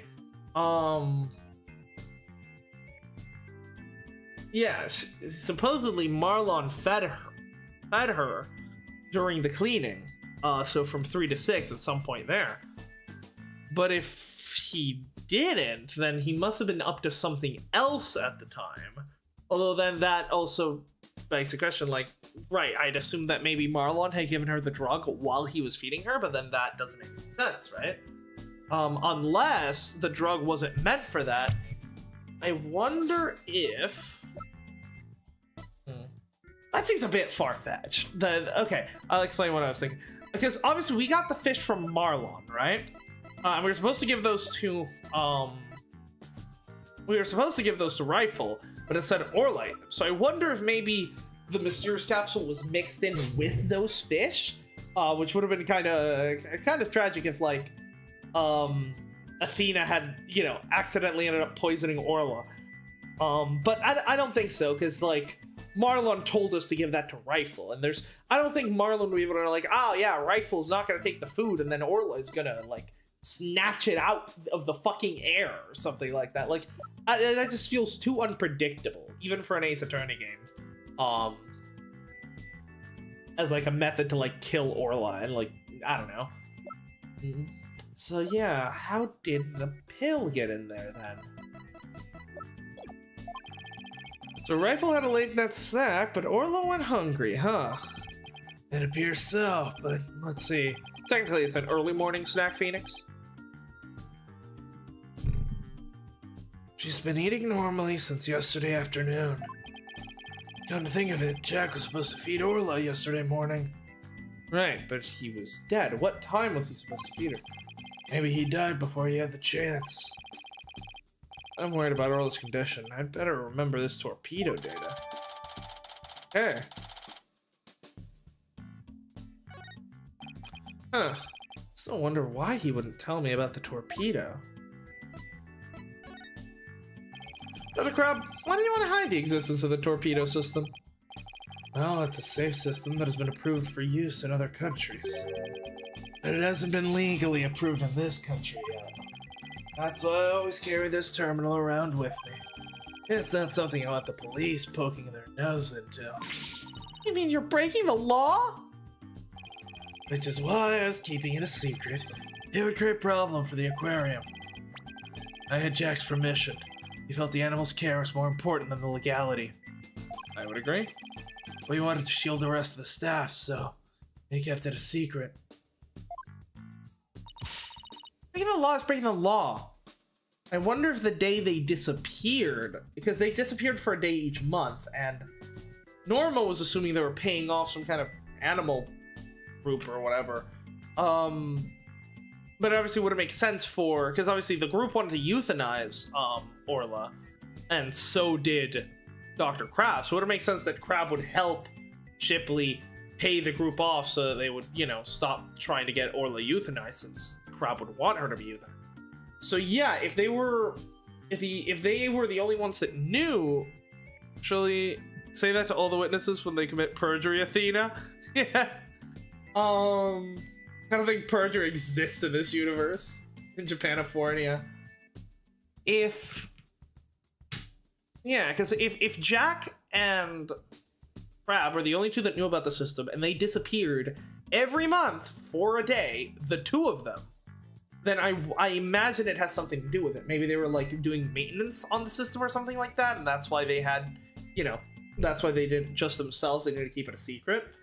And then that would also explain why he was gone yesterday, because he obviously, if he got questioned by the police and they found the system on him, that would be bad. So he probably went home, left the system there, then went to get interrogated, and then brought it back. But in some cases, lives can be saved by breaking the law. True? Like the great thief Yatagarasu. We simply allow the lives of our animals to be lost while we wait for the loss to change. Now you're twisting things around. I'd like to use this evidence during the trial tomorrow, but it may result in you and Shipship Aquarium being brought up on charges. Well, I followed my own convictions, and I have no regrets. You're only doing your job. I can't blame you for that, Mr. Lawyer. I appreciate that. Yeah, Crab seems cool. I don't think he would have done it. What's that sound? Another penguin? That's my ringtone. Hey, Dr. Crab sure likes cute things. You wanted to sound like Sniper?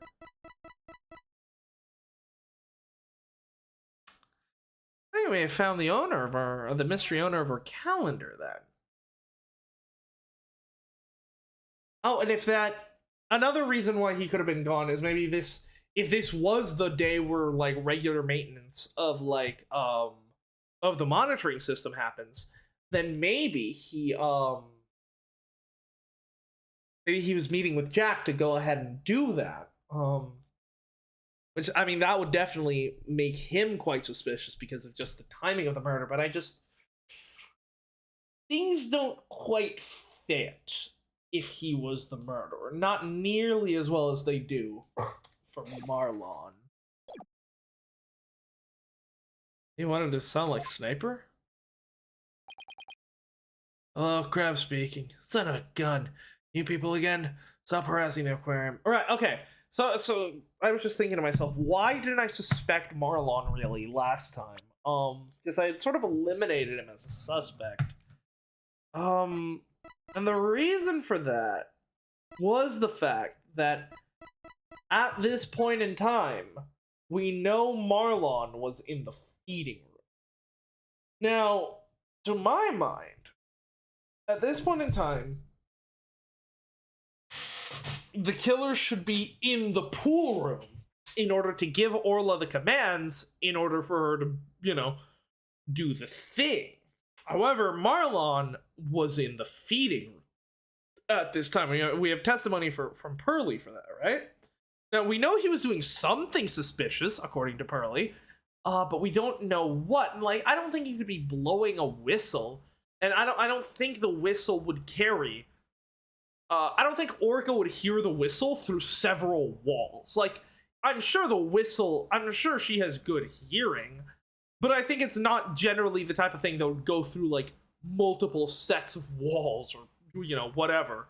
I think it's, you know, the type of thing where it's like, okay, you're standing above the water, and then once it gets in the water, then it can, you know, it can move pretty far because the speed of sound in water is pretty high.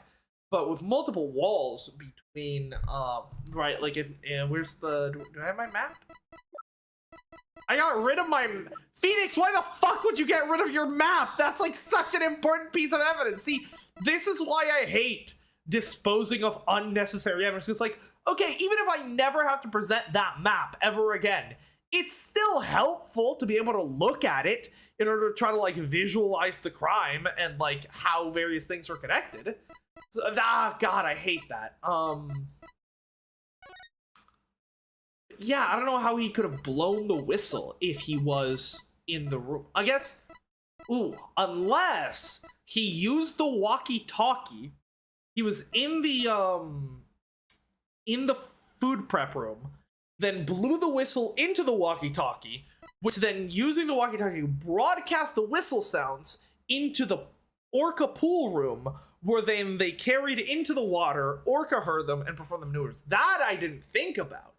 If the, if the killer if Marlon used the walkie-talkie while in the food prep room to broadcast the whistle sounds, that, I think, would, unnecessary evidence given to Apollo. Apollo's just sitting there waiting at the fucking hottie cleaner, like, why the fuck do I have a map of an aquarium? Like, that feels pretty important. Why did Mr. Wright give this to me? It must be because he wants me to help on the case. Yeah. Because, like, yeah, that's the only thing that was sort of acquitting Marlon in my mind, was the fact that I didn't know how he could give the whistle commands while in the food prep room. But if you use the walkie-talkie, that solves that issue entirely. He could have been in, like, you know, fucking... he could have been all the way over here giving the whistle commands if he wanted to.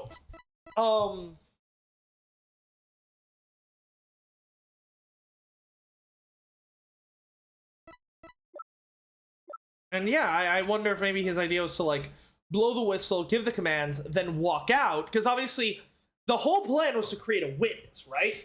The whole plan was to, you know, set up everything so that then once the aquarium opened and someone showed up, they would then draw them in with the song. And then they would blow the whistle, make Orla attack the person. That would happen at exact, you know, and then when this happened, I wonder if Marlon was waiting in the food prep room because it's right next to this, right? And his plan was then to blow the whistle, through the walkie-talkie, have the Orca do the thing, and then as that's happening, he can then walk out of the food prep room, run into the witness, because then that also establishes himself as a second witness to the same thing, and also establishes an alibi for himself, both via the witness and via showing up in the security camera, at the time when the killer was supposed, right, if they figure out that Orla didn't do it, and they find out that the killer was commanding her with a whistle, they would have assumed that the killer must have been in the pool room during the time the murder was being committed, but instead we see Marlon walking through the security camera and he's got a perfect alibi.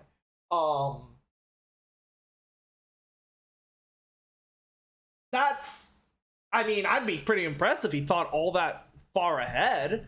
But yeah, that obviously got interrupted by the fact that, you know, Pearly walked in on him, probably using the whistle, and that's why he sort of freaked out. But yeah, why did he have?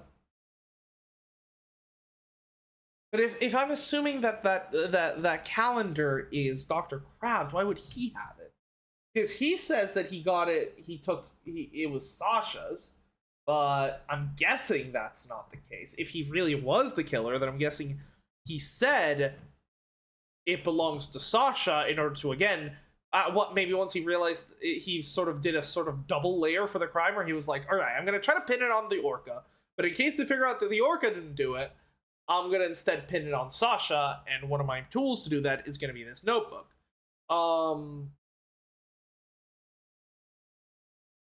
So I wonder, there's still much we don't know, I feel like. But yeah, my doubts about Marlon's alibi have been sort of cleared up now that I've thought about it a bit better. So I think he's definitely become the main suspect once again.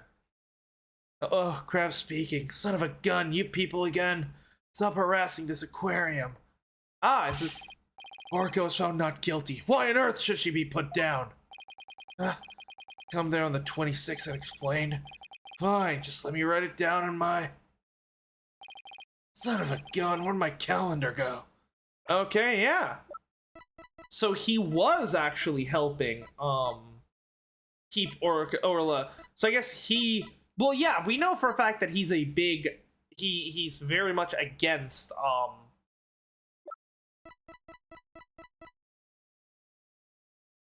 you know, putting animals down against euthanasia. We know for a fact that he's against that, but he was... probably had a bit of an emotional reaction and wanted to, you know, when Azura died, but I'm guessing maybe he softened since then and realized that, like, no, Orca didn't do it, and so that would then explain, yeah, why he was working with Shipley to pay that company off so that Orca, and because, yeah, now he's defending her. His calendar. Could he be talking about that calendar? I realize, if it comes to that, I used that drug to euthanize her. Mr. Wright, he said euthanize her! You better ask him more about this. I should try presenting that calendar to him, too. Let's start with the calendar. Dr. Crab, is this your calendar? Yes, it's mine. What are you doing with it? Mr. Rhymes found it in the nap room. Oh, I must have forgotten him there when I tried to get some rest. It sure is a cute calendar. Thanks are crazy about penguins.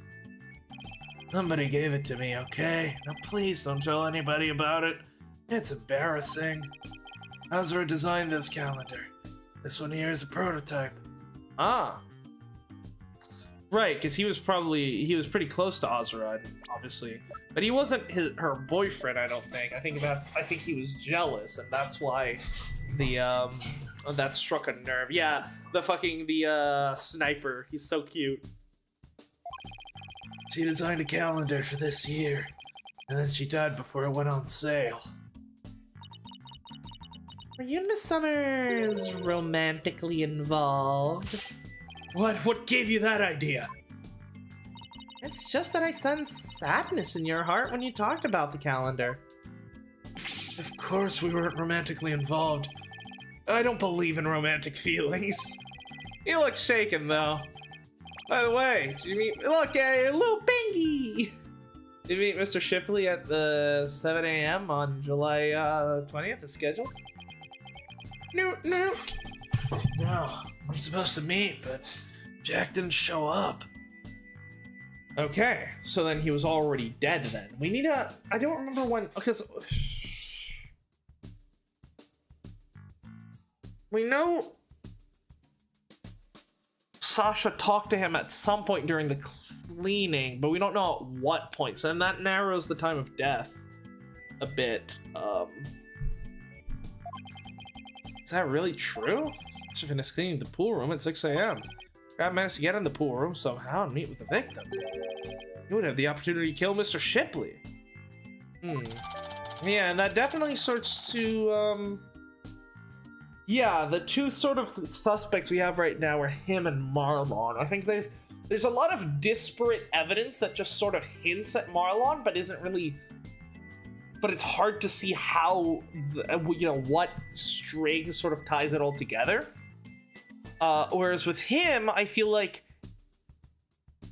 it's more direct to see why we should suspect him, but it's also...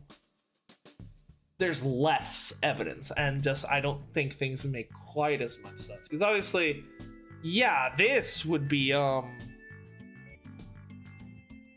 mean, this would be pretty incriminating, sure, but I'm not entirely sure he was the killer.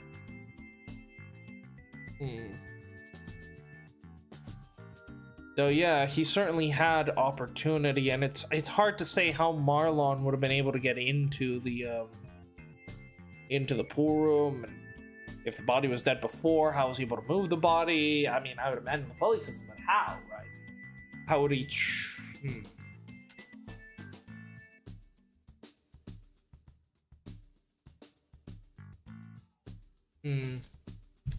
They're both suspicious, but just...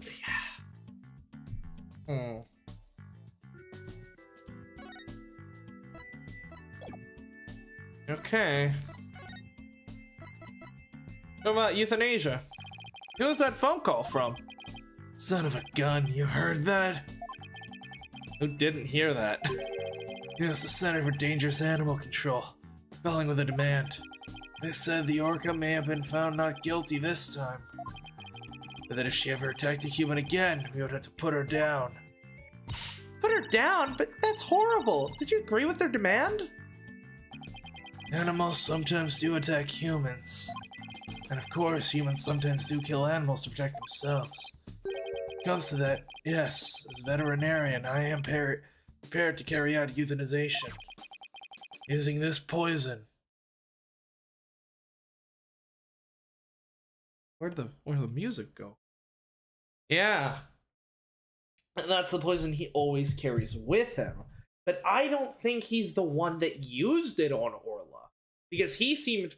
I mean, if he did, there would be no reason for him to save her, and... She, He certainly seemed pretty surprised when the drug was found inside her body.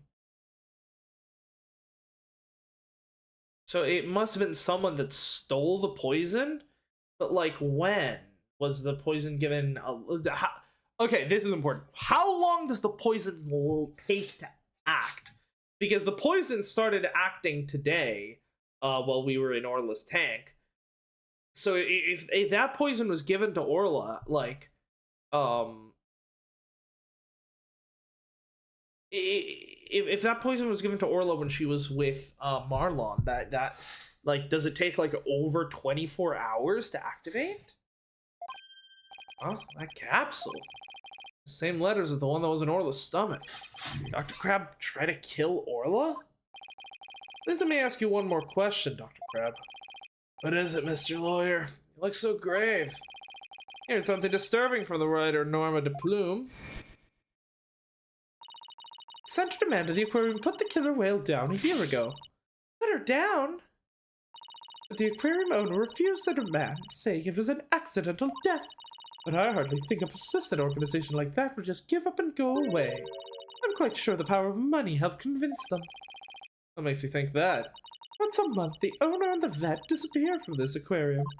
And I came to find out that each time a large sum of money was being paid out. I think Shipshape Aquarium might be keeping some kind of secret. That it has something to do with the recent murder.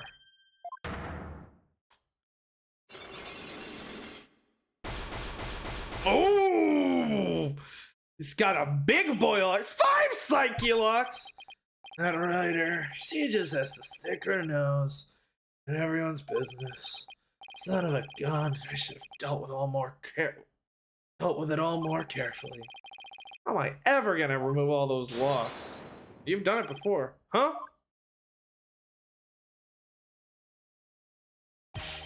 Sorry to interrupt, but Prosecutor Blackwell wants Dr. Crab. Fuck you! What the fuck? Dr. Fob, right? You again. You couldn't possibly have any more questions for me. Well, you see? I have another problem. I gotta call the animal keeper as a witness for the prosecution. But he's being very stubborn and refusing to testify. And so we thought we'd ask you to be a witness in tomorrow's trial. Did you really know? Well, I'm not taking sides. I'll tell what I know. Nothing more, nothing less. The Psyche Lux speak differently. Oh, it'll be fine. Now, if you would please come along with me. Well, looks like we'll have to continue our talk on the trail tomorrow. I don't know what secret you and this aquarium are hiding, but I'll uncover it if it'll help save Miss Buckler. Give it your best shot, then. I'll see you tomorrow. 5 Psyche Lux. Well, looks like we're going up against Dr. Crab in tomorrow's trial. There'll only be one tough customer.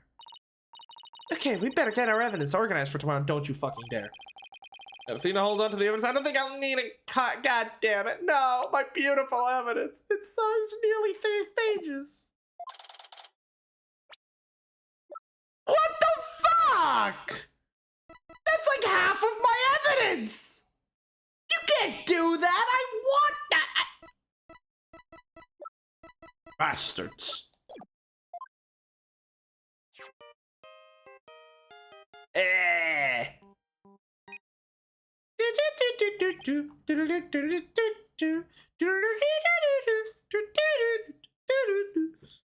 Oh, Mr. Wright, I went to Hickfield Clinic.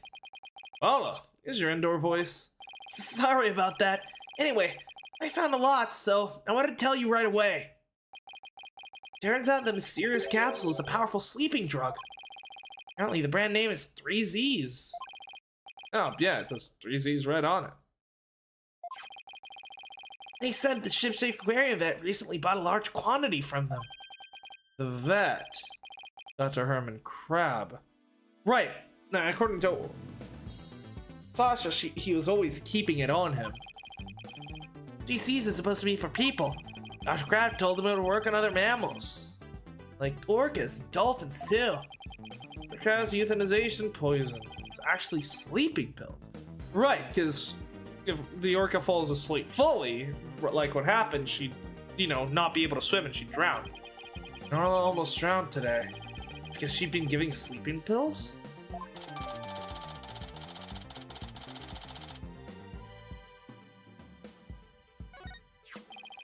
And I found out more than just about the capsule. Yeah, whatever, Apollo. Cuts him off. Dr. Fee killed himself gave me some information. Of course. Ship Aquarium had someone on their staff named Ozra Summers, right? Yeah? The one who died a year ago. What about it? Well, Ozra Summers was getting a certain medication from Hickfield Clinic last year.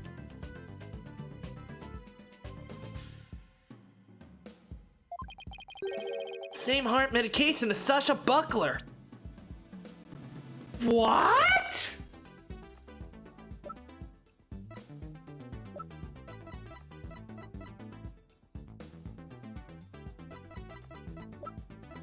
Are they somehow related? Could it be a genetic condition?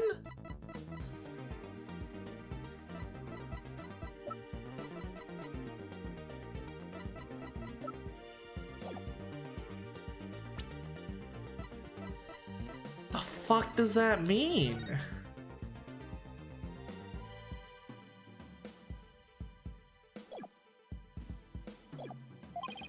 Really? Monster Summers have the same heart condition as Sasha? Nice work, Apollo, thank you. I'll be coming back to the office soon. That can't be a coincidence, right?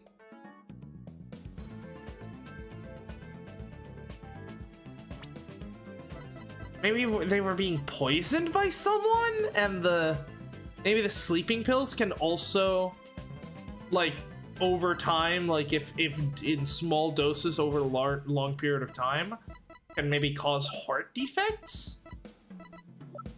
I mean, that seems pretty far-fetched, since nothing that we have sort of indicates that, but that's the only reason I can think that, like, the two of them, other than them being, like, related in some way, would have the exact same medical condition, right? And, like, if my theory that Shipley was somehow involved with her death, maybe it had to do with her heart condition. Maybe he was the one poisoning them? And maybe he wanted, like, Sasha out of the stage show for some reason, and that's why he gave her the heart condition in order to be like, yeah, you can't perform this, it's for your safety. That just seems very far-fetched, though. What the fuck? I'll be coming back to the office soon. Okay, Tuesday and I'll be here. Oh, we better get back to the office and get ready for tomorrow. What are you going to do, Pearls? I thought I'd stay overnight here with Orla and Rifle. I'll be ready for a telecast during the trial tomorrow. Good luck to both of you! But dust for some more prints. I just cover this entire place in luminol while you're at it. We might find something interesting. Thanks, Pearly. That way, when we prove Sasha innocent, she can see Orla right away. I'd love to see Sasha and Orla back together again, both free and clear. Before that can happen, I have to prove Sasha's innocence. Alright. A big question here is, when was the tank refilled with water? Because obviously the murder must have taken place before that happened. So we need to hear from Dr. Crab if the tank was refilled before if when he went there to meet Captain, the tank was refilled. How did he get in? He supposedly doesn't have card access, so I guess we'll see.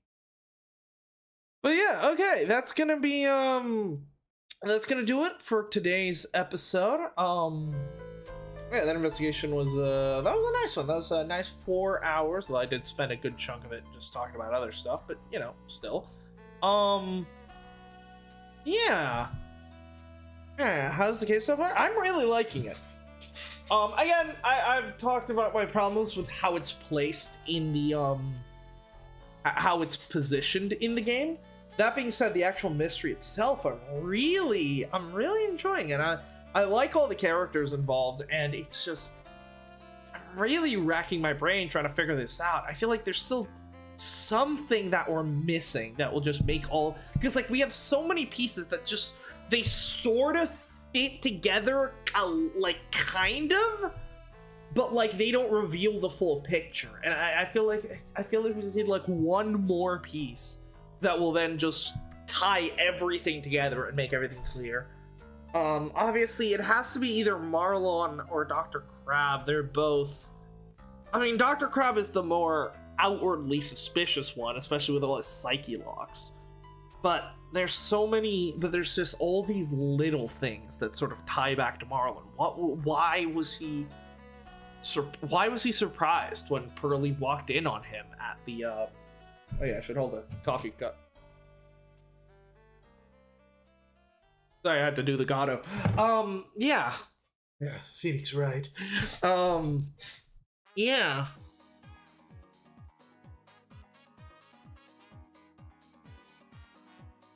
Yeah, why?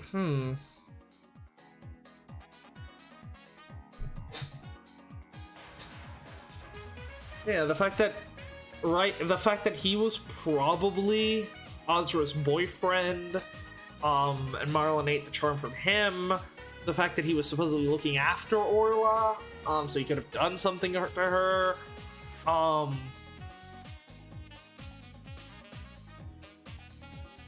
the fact that the walkie-talkies are involved somehow. We've got a few things that point to Marlon.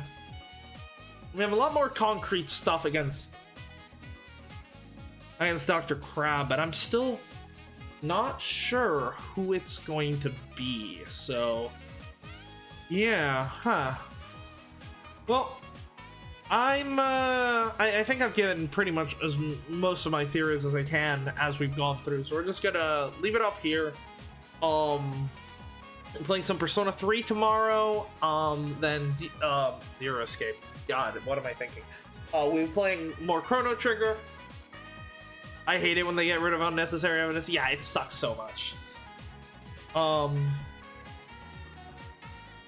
Yeah, I will, yeah, we'll be playing Chrono Trigger. Maybe, ooh, this weekend is gonna be difficult. We'll see if we end up playing Chrono Trigger this weekend. But yeah, next Ace Attorney, probably like Tuesday, if I had to guess.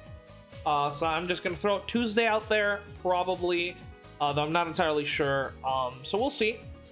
But yeah, how about everything turns out? How about it's everything turned about Big Top could have been allegations so far? Fair. There's definitely a very similar DNA between the two cases, absolutely. Though personally, I like Turnabout Big Top, so yeah. And yeah, and I guess, well, the really big, the most important thing in Turnabout Big Top for me, I think what makes me like it, is Acro's breakdown at the end and just his motivations and all that stuff. So we'll have to see once we finally unmask who the villain is. I'd be interesting to see what their motivations are and how their breakdown goes down. Because that I think that's gonna be important, because that's part of what I love about Big Top. Yes, Big Top has its issues, mainly the love triangle and the cape getting caught on the bus. But other than that, I like the characters, and I think the mechanic, I think the mystery itself is well done, especially with the backstory with like Leon and you know, Bat and all that stuff. So yeah, I'll be interested to see how it resolves. I'm guessing because these games are allergic to 3-day trials. I mean, I'm guessing this next trial is probably going to be the last one. I'll be happy if it isn't, because I feel like we've still got someone answered question. I'd like to have more time to investigate. You know, maybe uncover a whole new angle to this case. That'd be fun. Oh yeah, Maximilian Galactic I adore. I love him. And I love Mo as well. Mo is fantastic. The other ones, they're meh. Well, yeah. Maximilian Galactica, Mo, and Acro are fantastic. Ben and Trillo and Regina kind of suck, I'm gonna be honest. But yeah, they serve their purpose. So yeah, we're gonna leave it off here. Yeah, we'll be playing through the trial next time. I wonder if it'll be the last trial day. I imagine it will be, but maybe not. There might still be another hidden layer to this case that will that we'll have to investigate further, so we'll see. But yeah, that's gonna do it for today, and always remember Max's real name, Portuguese fan translate. Oh right, because in the English it's Billy Bob Johns. Alright, well, that being said, yeah, I think Regina's a fine character. She's just annoying. She's a bitch. But yeah, we're gonna leave it off here. Yeah, thanks for watching. Thanks for being here. You know, the usual, like, subscribe, you know how it goes. So yeah, I will see you all tomorrow with some Persona 3 Reload. It's Bento Jeka Tatu? I don't know Portuguese, so I don't know like what type of name that would be, but oh no, she was absolutely supposed to be annoying. That's part of her character, and I think her character is actually pretty good. I just didn't enjoy having her on screen because she was annoying. Which just, I mean, yeah, that was the point, but still. But yeah, see you all. Yeah, I'll see you all tomorrow.